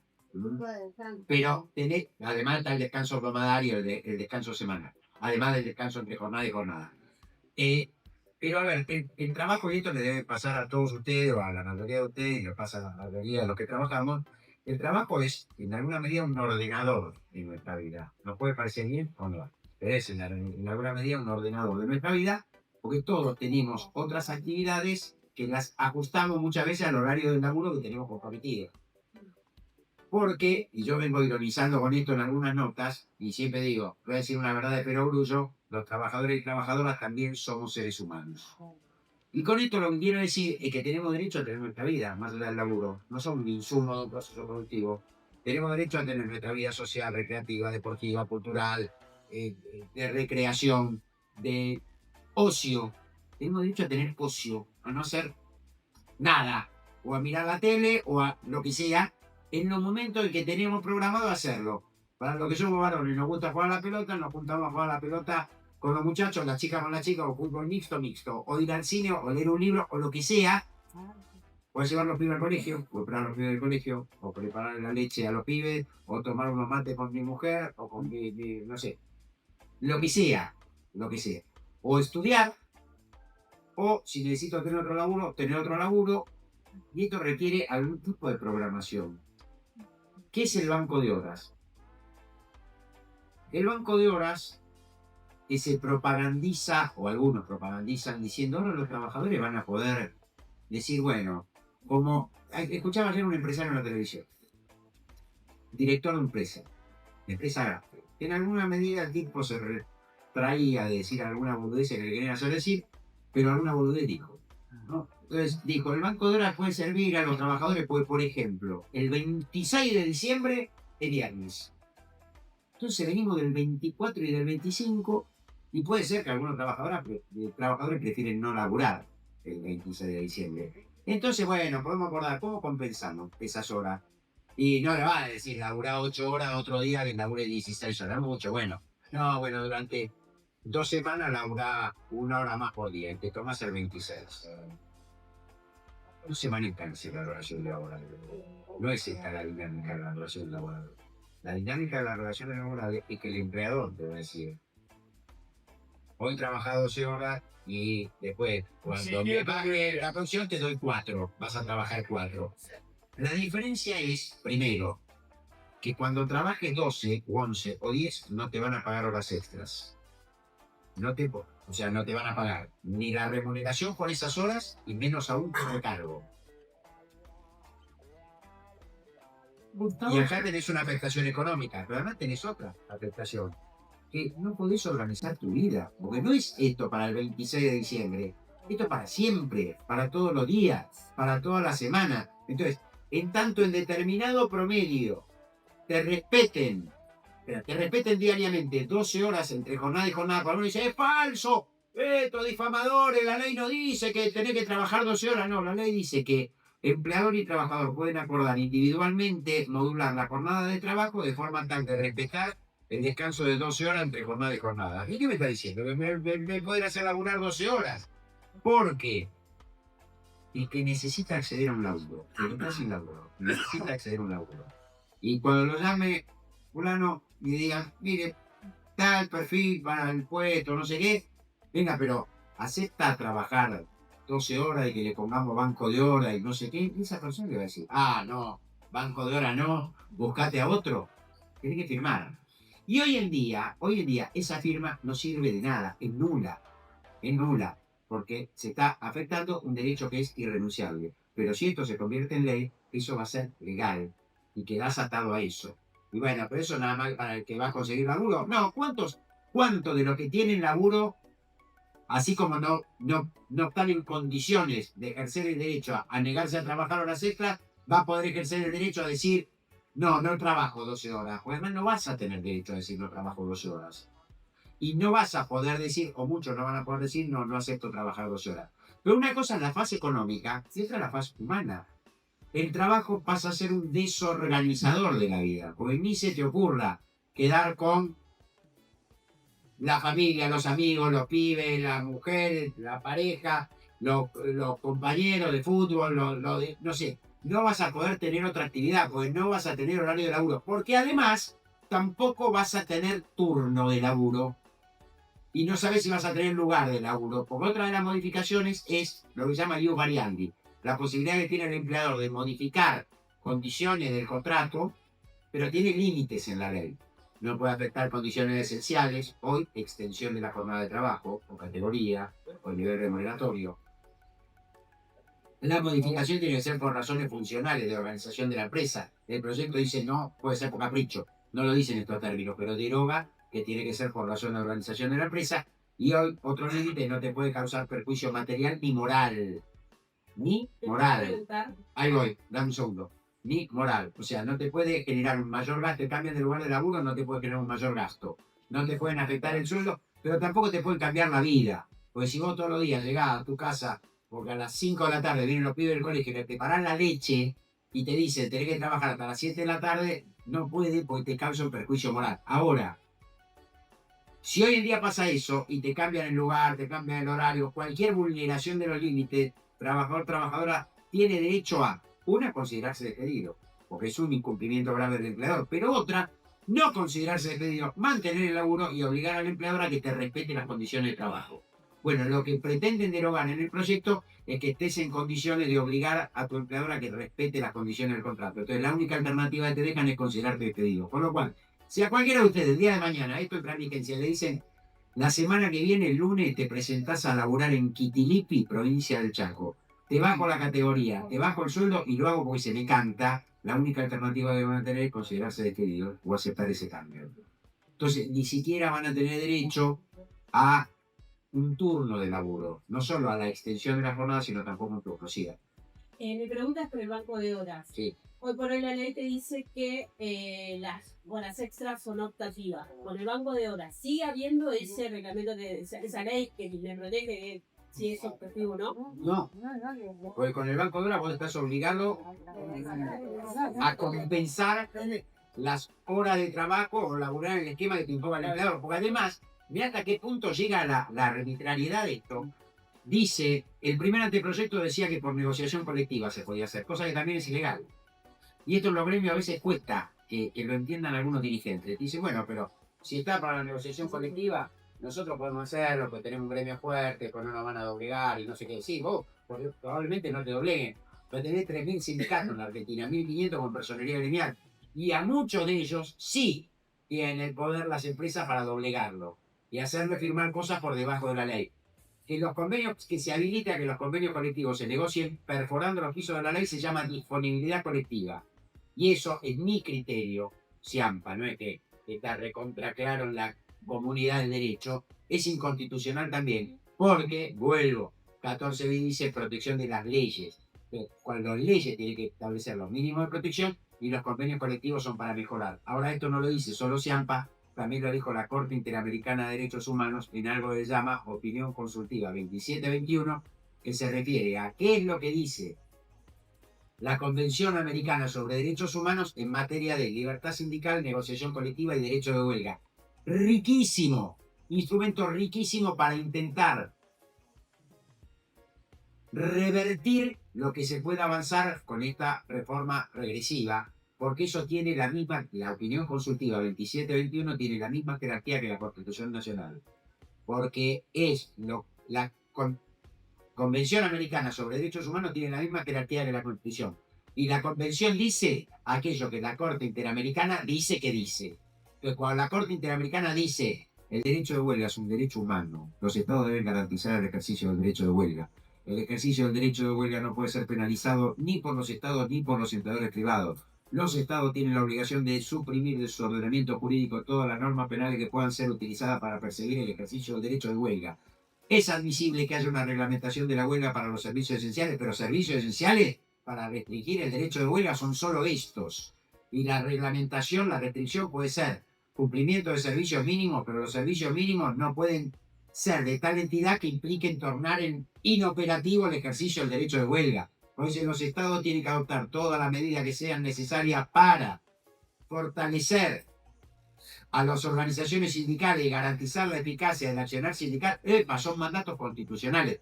Esto sirve para intentar que no avance la reforma y en su caso para hacerle esta guerra de guerrilla judicial que yo mencionaba, que sigan.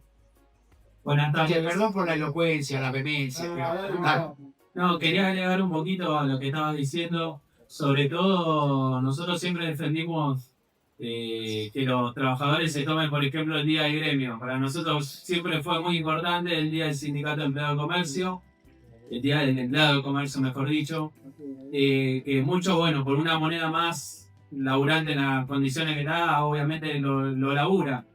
Pero son como pequeños retrocesos que se van dando para que luego se generen estas cosas. Y agregar un poquito a toda esta cuestión del banco de horas, sabemos que en la realidad después lo que se va a cumplir es, me debes 5 horas, bueno, te debo 5 horas como laburante, te las voy a ir compensando de 1 hora por día. O sea, eso de tomarse el día es una falacia que no va a ocurrir en la práctica. O sea, hoy estoy de acuerdo, y aunque te lo dieran entero en alguna oportunidad, digamos, el tema no es lo que te dan, sino lo que te sacan. Y aparte también otra cuestión importante es que pone mucho énfasis en los acuerdos verbales, cosas que no están escritas en ningún lado. O sea, ¿quién va a asegurar que me van a devolver un día de trabajo, por ejemplo? Sí, y además hay otra cosa. A ver, después hay muchos temas, ahora voy a las otras preguntas, hay muchos temas complejos. Por ejemplo, lo que se llama usos y costumbres lo suprime como fuente del derecho. Digamos, cuando alguien dice, sí, yo tengo derecho a tal cosa porque en la empresa se reconoce esto a todos históricamente, hoy tenés derecho a eso. Si esto avanza, no vas a tener derecho. Y hay dos supresiones que para mí son no muy llamativos, pero que muestran cuál es el espíritu de este proyecto de ley. Que son, hay un artículo en la ley de contrato de trabajo, cosas... No voy a decirlo, pero se puede entender mal. A ver, la ley de contrato de trabajo de 1974, septiembre de 1974, en marzo del 76, 1 año y medio, y el golpe cívico-militar. Y a menos de un mes del golpe cívico-militar, mutilaron la ley de contrato de trabajo, entre otras atrocidades, pero estoy hablando del plano normativo. Entonces, un tercio de la ley de contrato de trabajo fue derogada y degradados los derechos. Asesinaron además al autor de la ley de contrato de trabajo, pero si bien la dictadura cívico-militar hizo otras atrocidades, lo desaparecido, la persecución de los centros clandestinos de detención, incluso adentro de muchas empresas, en el plano normativo, la mutilación en el plano normativo no llegó a tanto como está llegando el actual gobierno. Hay un artículo, el artículo 11 de la ley, texto que viene de 1974, que dice que cuando una situación no se puede resolver con la letra de la ley, hay que recurrir a los principios de justicia social, equidad y buena fe. Derogan el principio de justicia social. Esto de recurrir al principio de justicia social para solucionar una situación lo derogan. Suprimen el principio de justicia social. Y otra cosa que para mí también es reveladora del espíritu de este proyecto de ley, hay otro artículo 68. Yo reivindico la ley de contrato de trabajo, quiero aclarar esto. Pero si uno hace pizarra al medio, poderes que la ley le da al empleador, poderes que la ley le da al trabajador, son más los poderes que le da al empleador que los derechos que le reconoce al trabajador.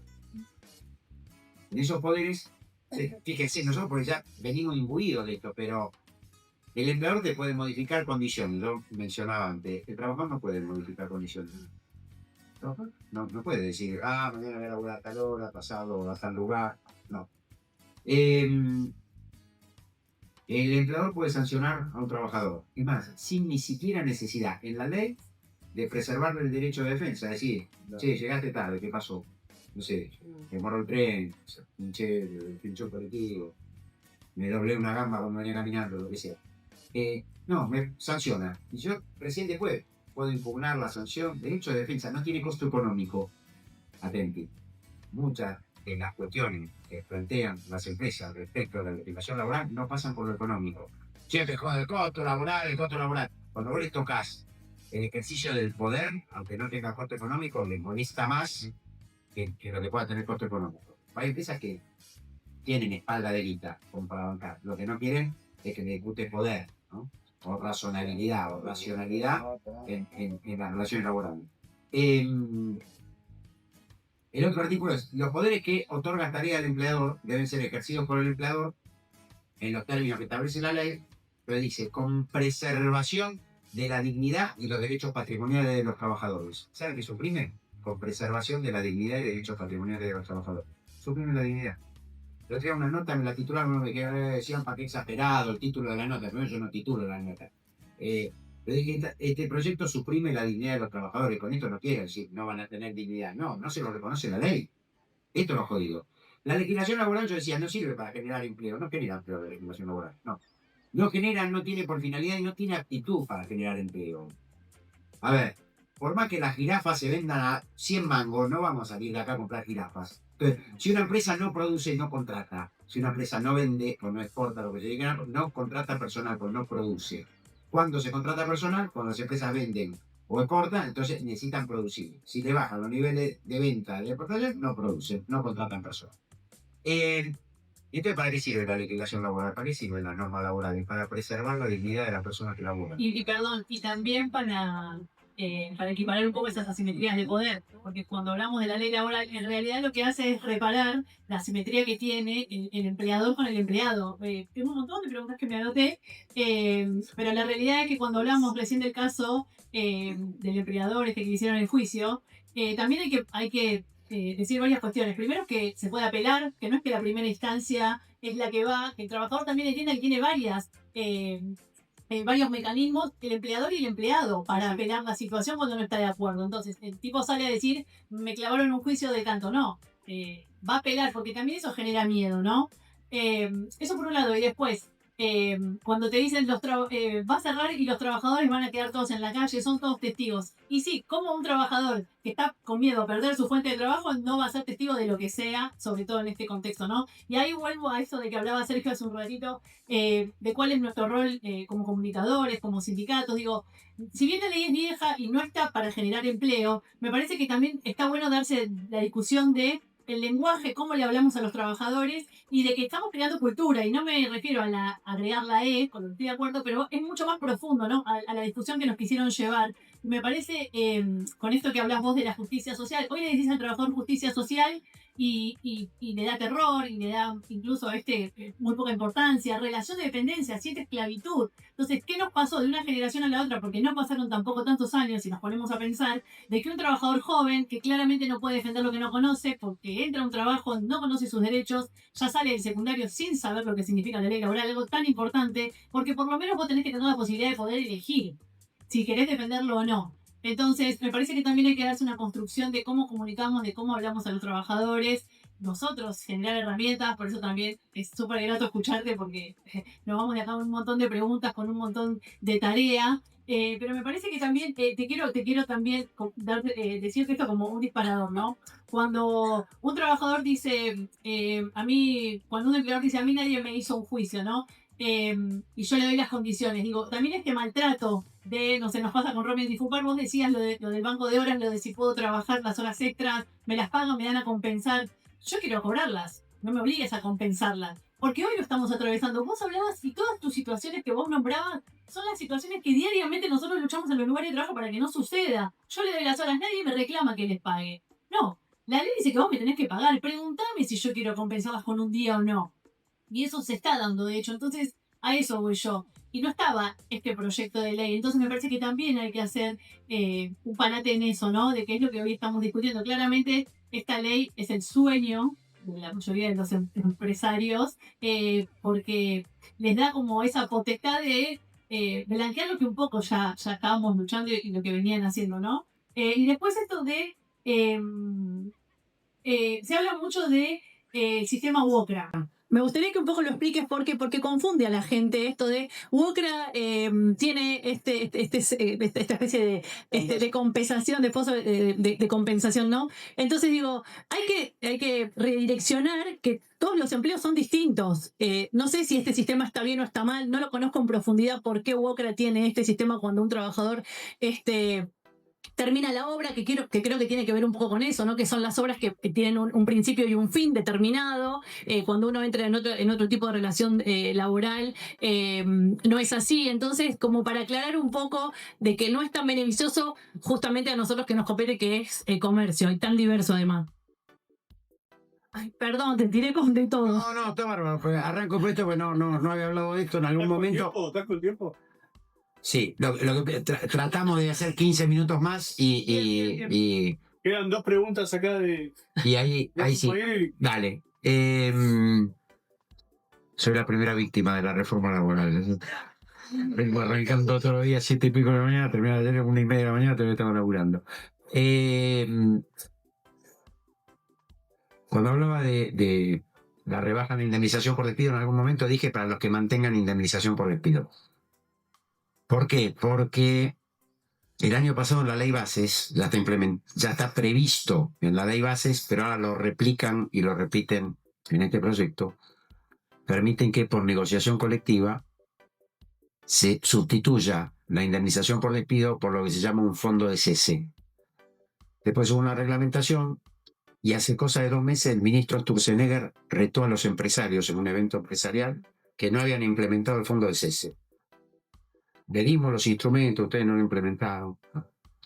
¿Qué es el fondo de cese? Explico el concepto. Las empresas hacen un aporte mensual a cuentas, aporte que está reglamentado, y cuando quieren despedir, despiden, y el trabajador va y retira la plata de la cuenta.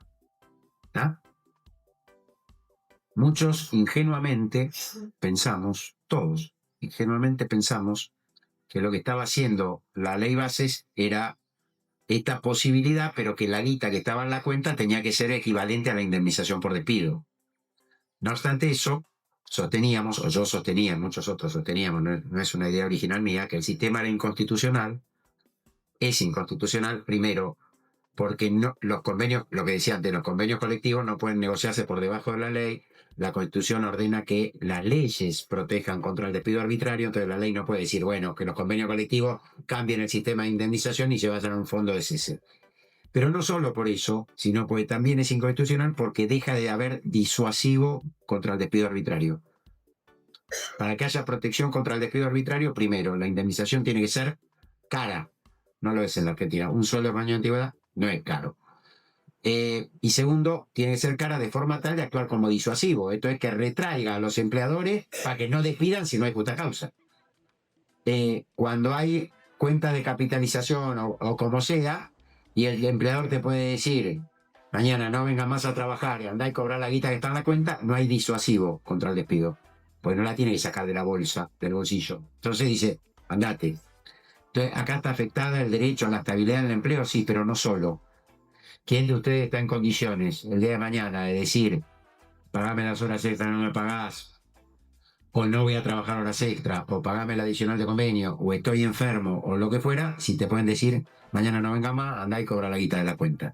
Entonces, no, deja de haber disuasivo, por eso el sistema es inconstitucional. Y digo ingenuo, pues después cuando salió la reglamentación dijo que las sumas que resulten de estas cuentas podía ser inferior a la indemnización por despido y hasta que se podía pagar en cuota, etc.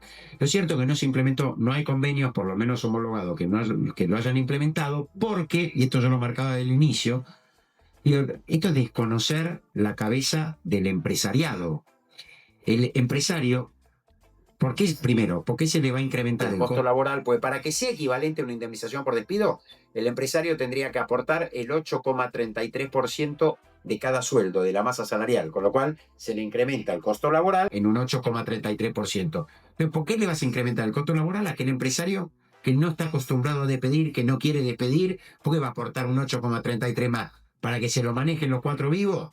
Esta era la idea del fondo de cese. Todos los empresarios dicen no, ni el 8,33, ni el 4, nada. La mentalidad del empresario argentino, y en esto no estoy haciendo algo valorativo, es no, si me sobra un mango lo tengo yo en el bolsillo. Si el día de mañana quiero despedir, tengo que indemnizar, indemnizaré o me harán un juicio y tendré que pagar y después pagar y seré como Piegari, no sé cuánto, diciendo la industria del juicio, no sé qué, bla, bla, bla. Pero la guita mientras tanto la tomo en el bolsillo.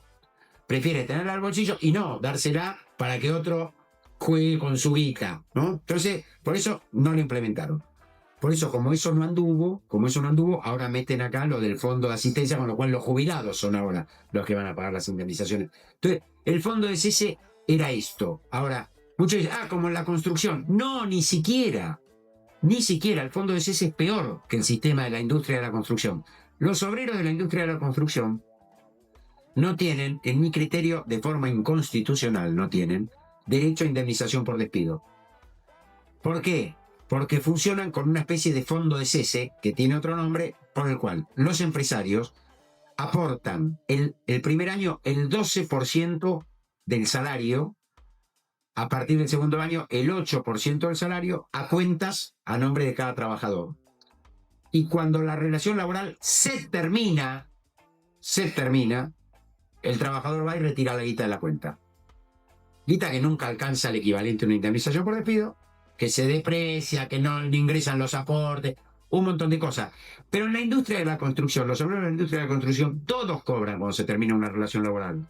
Al que despide sin causa, con causa, al que renuncia, la viuda o los hijos menores de los que se mueren, todos cobran. El fondo de cese solamente cobra los que sean despedidos sin causa. Entonces, ahora, ¿por qué se justificó esto en la industria de la construcción? Lo que se dijo es, no, lo que pasa es que en la industria de la construcción las obras empiezan y terminan. ¿Y? Sí, pero la obra que empieza y termina es la que hago yo en mi casa. No sé, si tengo que arreglar una pared, esa empieza y termina. Si hay empresas de la industria de la construcción, la actividad que tienen esas empresas es la industria de la construcción. Entonces, tendrá que generar laburo como el que produce cualquier cosa, se termina el producto, lo larga y tiene que seguir produciendo. Y esto es lo que pasa en la industria. Por eso, en mi criterio, el sistema es inconstitucional también en la industria de la construcción. Ahora, no se plantea la inconstitucionalidad. Ni existe una reivindicación gremial de terminar con ese sistema en la industria de la construcción. Esto puede ser algo valorativo. Alguien dice, bueno, pero ahí tienen todo asegurado el cobro. Sí, más o menos, pues. La gente que qué importante que es poner los números, porque si no queda como en el imaginario de cada uno y uno se cree que cobran fortuna, cobran un montón. Y creo que también hablamos de esto. Cuando damos un mensaje, poner los números de lo que significa, porque creo que es la única manera en la que el trabajador realmente va a tomar conciencia de los derechos que pierde, ¿no? No Vamos a las últimas dos. Sí. Bueno, hola, ¿qué tal? En este caso, más que una pregunta, lo que quería hacer en breve a lo que estuvimos escuchando es un poco más una observación. Durante una hora, un poquito más, comenzamos a escuchar acerca de lo que se mal llama la cultura del juicio y cómo eso victimiza al pobre y desamparado empresariado, cuando los números o los casos repetidos que venimos hablando es acerca de lo que nosotros conocemos como un empresario pequeño o el dueño de un negocio humilde. Nosotros todos los casos que vimos de grandes empresas, lo que compete al juicio, a ellos básicamente ni los mueve. Y dijimos un montón de palabras hoy, sobre todo la que más me llamó la atención, que estoy totalmente de acuerdo, que es la inconstitucionalidad, y que esto básicamente están vendiendo a gente que tal vez no tienen un gran conocimiento, están vendiendo un pescado podrido tremendo. Me llamó mucho la atención cuando hablamos particularmente del gremio de los deliveries, ¿sí? Que ahí fue cuando quise intervenir, en la cual al delivery se le está vendiendo desamparo por libertad. Se le está vendiendo que el pago de cargas sociales o tener que formar parte de lo que corresponde a tener que pagar algo para el día de mañana, cuando por cuestión de pase del tiempo el cuerpo no te dé, puedas tener algo, te lo toman como un vacío o una desviación de dinero.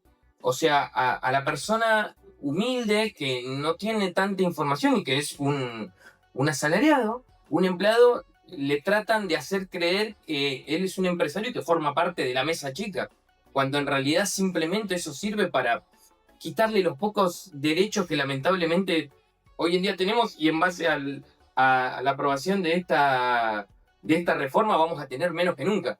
Y lamentablemente esto se limita a lo más primitivo que podemos ver, que antes que existiera civilización, básicamente era la ley del que más fuerte prevalecía.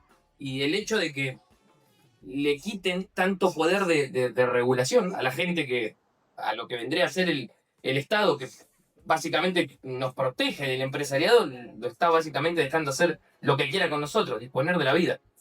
¿Sí? Cuando una persona es más fuerte que otra, tiene lamentablemente el poder de entrar a tu casa, de sacarte tus cosas, de robarte. Lo único que ahora básicamente lo están legitimando. Es simplemente esa observación. Gracias, Leo. La otra compañera quería preguntar algo. Hola, ¿qué tal? Buenas tardes. Karina, trabajadora de call center. Más que nada el tema del banco de horas, consultar. Nosotros tenemos lo que es el cierre de novedades. Eso banco de horas, ¿se verá contemplado lo que es? Porque No sé qué es el cierre de novedades. cuando haces horas extras te cubren lo que es en el recibo de sueldo que tenés que hacer. Banco de horas, ¿se va a ver reflejado como horas extras ahora? ¿Puedes decir cómo controlarlo? Claro, porque... ¿Cómo tener reflejado que vos le estás devolviendo esas horas? No, el a ver. empleador en algún momento Ahí me va a tener que poner algo. Bien, no, la ley no dice nada. La ley lo que dice es que en el acuerdo, tiene que figurar, eso sí, si querés lo vemos, que en el acuerdo, pseudo acuerdo, tiene que figurar la forma en que se va a controlar, pero no dice nada. Entonces, es muy difícil que en el acuerdo individual figure una forma efectiva de control. Porque cuando vos vas a entrar en un laburo no vas a tener ninguna posibilidad de exigir que figure que se va a controlar de determinada manera. Es a la hora del despido y a mí me quedaron esas horas extras y mi trabajo tenía que, por producción... De esto no hay nada previsto. No, de esto no hay nada previsto. Nada previsto. Ni siquiera que te vayan, no sé, a ver, puede ser muy casuístico, pero si te agarran en el momento que vos sos acreedor a horas, esto es, venís laburando 2 semanas, 12 horas, no sé, y las otras 2 decís, bueno, en 2 semanas voy a laburar 4, y si te despiden ahí, esas horas que trabajaste de más, ¿cómo te las pagan? No dice nada, no dice nada. Bueno, perdón. Meli hace la última pregunta y después quiero decirles que se queden tranquilos porque esta charla está grabada, después la vamos a subir, la vamos a compartir y también al que le hayan quedado inquietudes puede consultar con su delegado, con nosotros y nosotros le hacemos llegar a... Ya te comprometo, Gustavo, para cualquier cosa. Sí, yo encantado y yo con un pedido. Salgan de acá y mañana en los lugares de laburo a militar la antirreforma. Esto también, dale, Meli. Saber a los compañeros y las compañeras, vienen por los derechos de todos los laburantes. De acá esto tiene que estar claro. Sí. Un poco es preguntar cómo afecta a los representantes sindicales. Sí. Segundo, lo que es la carga de prueba, porque ya en lo que fue la ley de bases, un poco como que dejaba al trabajador tener que justificar su reclamo. Y también yo pondría otro punto a los 3 que usted puso, por qué los trabajadores no hacen juicios laborales, es porque tienen miedo, primero a eso, a cómo justifico, cómo pruebo esto que voy a reclamar. Y segundo, que durante la relación laboral, muchos trabajadores también no envían un telegrama, ni siquiera agarran e impugnan Ni siquiera para impugnar una suspensión. Su recibo de sueldo si no figura algo. Entonces, ¿qué se le puede decir a estos representantes sindicales de cómo los afecta y cómo poder ayudar al trabajador frente a todo esto que se viene? Dale, a ver, afectaciones a los representantes gremiales hay varias. Primero, quienes tengan cargos suplentes dejan de tener estabilidad. Delegado suplente o miembro de comisión directiva suplente, lo que sea, dejan de tener estabilidad en sus puestos de trabajo, que es una garantía constitucional, dejan de tenerla. Segundo, quienes sean titulares únicamente van a gozar de estabilidad, por lo menos en una interpretación en función de lo que dice el proyecto, si son cargos electivos. Si son cargos gremiales y de representación gremial, pero no son electivos, no tendrían, o se podría sostener en los términos del proyecto, que no van a tener estabilidad, que es un cargo representativo no electivo, o un miembro de una comisión paritaria, de una comisión negociadora, de una junta electoral. Dependerá de los gremios, la comisión revisora de cuentas, cómo establezca el estatuto que se eligen. Auxiliares, designaciones por comisión directiva para ocupar un cargo, dejan de tener estabilidad. Sergio decía hace un cachito, hay que caminar las empresas, hay que, desde lo gremial, yo lo comparto, eso lo dificulta. Dice, hay un artículo en el proyecto que dice, los sindicatos tienen derecho a convocar asamblea en los lugares de trabajo, en tanto no afecten el normal funcionamiento de la... Listo, entonces no te está diciendo que tenés derecho, no hacía falta el proyecto que te diga que tenés derecho, lo que te está diciendo es no vas a poder hacer asamblea. Pero además, muchas acciones gremiales pasan a ser infracciones graves, que pueden ser sancionadas el sindicato, pero los trabajadores pueden incurrir, o se puede entender que incurrieron en incumplimiento que pueden dar lugar a otro tipo de sanciones. Para los representantes sindicales, más complejo, en los que gocen de estabilidad.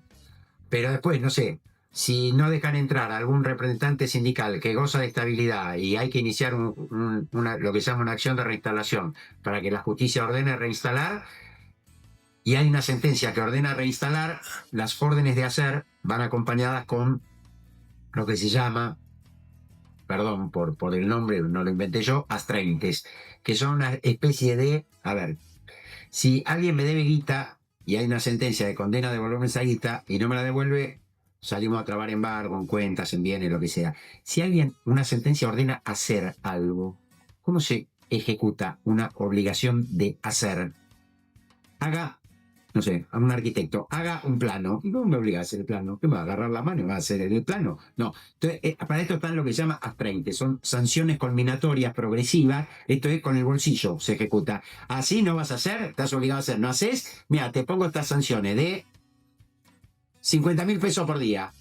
Pasan 3 días. No hace, no alcanzó 100.000. No alcanzó 200. No alcanzó 300. Hasta que el que está obligado a hacer dice, no, para esto yo hago. Bueno, una orden de reinstalación se acompaña con astraintes. Bueno, las astraintes, dice el proyecto, van mientras perdure la estabilidad. Una vez que se termina el periodo de estabilidad no hay más astraintes. Con lo cual están legitimando que te dejen afuera. Se establece en la ley, hoy está pero en el decreto, los empleadores lo usan muy poco porque tienen conciencia de la inconstitucionalidad, algo que se llama liberación de prestación de tareas. Ahora lo llevan al texto de la ley, que es que representantes gremiales gozan de estabilidad, bueno, pero el empleador te puede liberar de prestar tareas. No vengas más a laburar en contra de la garantía de estabilidad con la carga de iniciar después el juicio de exclusión de tutela. Hay muchas, se afecta el ejercicio del derecho. Llega a haber un artículo, escuchen esto, pues esto también, la pinta lo que es el proyecto de ley. Hay algo que se llama prácticas desleales, que son comportamientos patronales violatorios de la libertad sindical o de la autonomía sindical. Esto viene del derecho norteamericano. Uy, qué raro. Sí, no, pero de la década del 30 del siglo pasado. New Deal. Fortalezcamos a los sindicatos, y es lo que retomó Biden, no el actual, el anterior presidente de Estados Unidos, cuando se paró en Wall Street y dijo, en Estados Unidos hay clase media porque hubo sindicatos, no por Wall Street, ¿no? Entonces, digamos, ellos tienen su tema geopolítico, lo que sea. Pero, llamativo, bueno, en la década del 30, cuando se explotó Estados Unidos, un presidente Roosevelt dijo, che, acá fortalezcamos a los sindicatos, pues se tiene que garantizar la acción de los sindicatos para que los trabajadores estén mejor, ¿no? Entonces se creó eso que se llama prácticas desleales, sanciones a los empleadores, que violan la autonomía sindical o la libertad sindical. Y ese instituto después lo tomó la legislación argentina. Existen las prácticas desleales, comportamientos ilegales patronales. Lo que hace el proyecto bilateraliza. Puede haber prácticas desleales también de los sindicatos. Ahora, ¿qué termina diciendo? Cuando hay reiteración de prácticas desleales, sea del sindicato o del empleador, la sanción es quitarle la personería gremial al sindicato. ¿Me están jodiendo? ¿Cómo? Incumple el empleador y el sancionado es el sindicato. Bueno, esto es lo que prevé el proyecto. Para los representantes gremiales tampoco hay nada bueno. Para la actividad gremial no hay nada bueno. Todo dirigido, yo creo que es la intención, pero a mí no me preocupan tanto las intenciones de los que hacen las normas, me preocupan los efectos que tienen las normas. Y el efecto es debilitar a las organizaciones sindicales, esto no tengo duda. ¿Por qué? Y porque son uno de los valladares que a veces hacen más difícil debilitar a los derechos de los trabajadores. Entonces van contra los sindicatos también.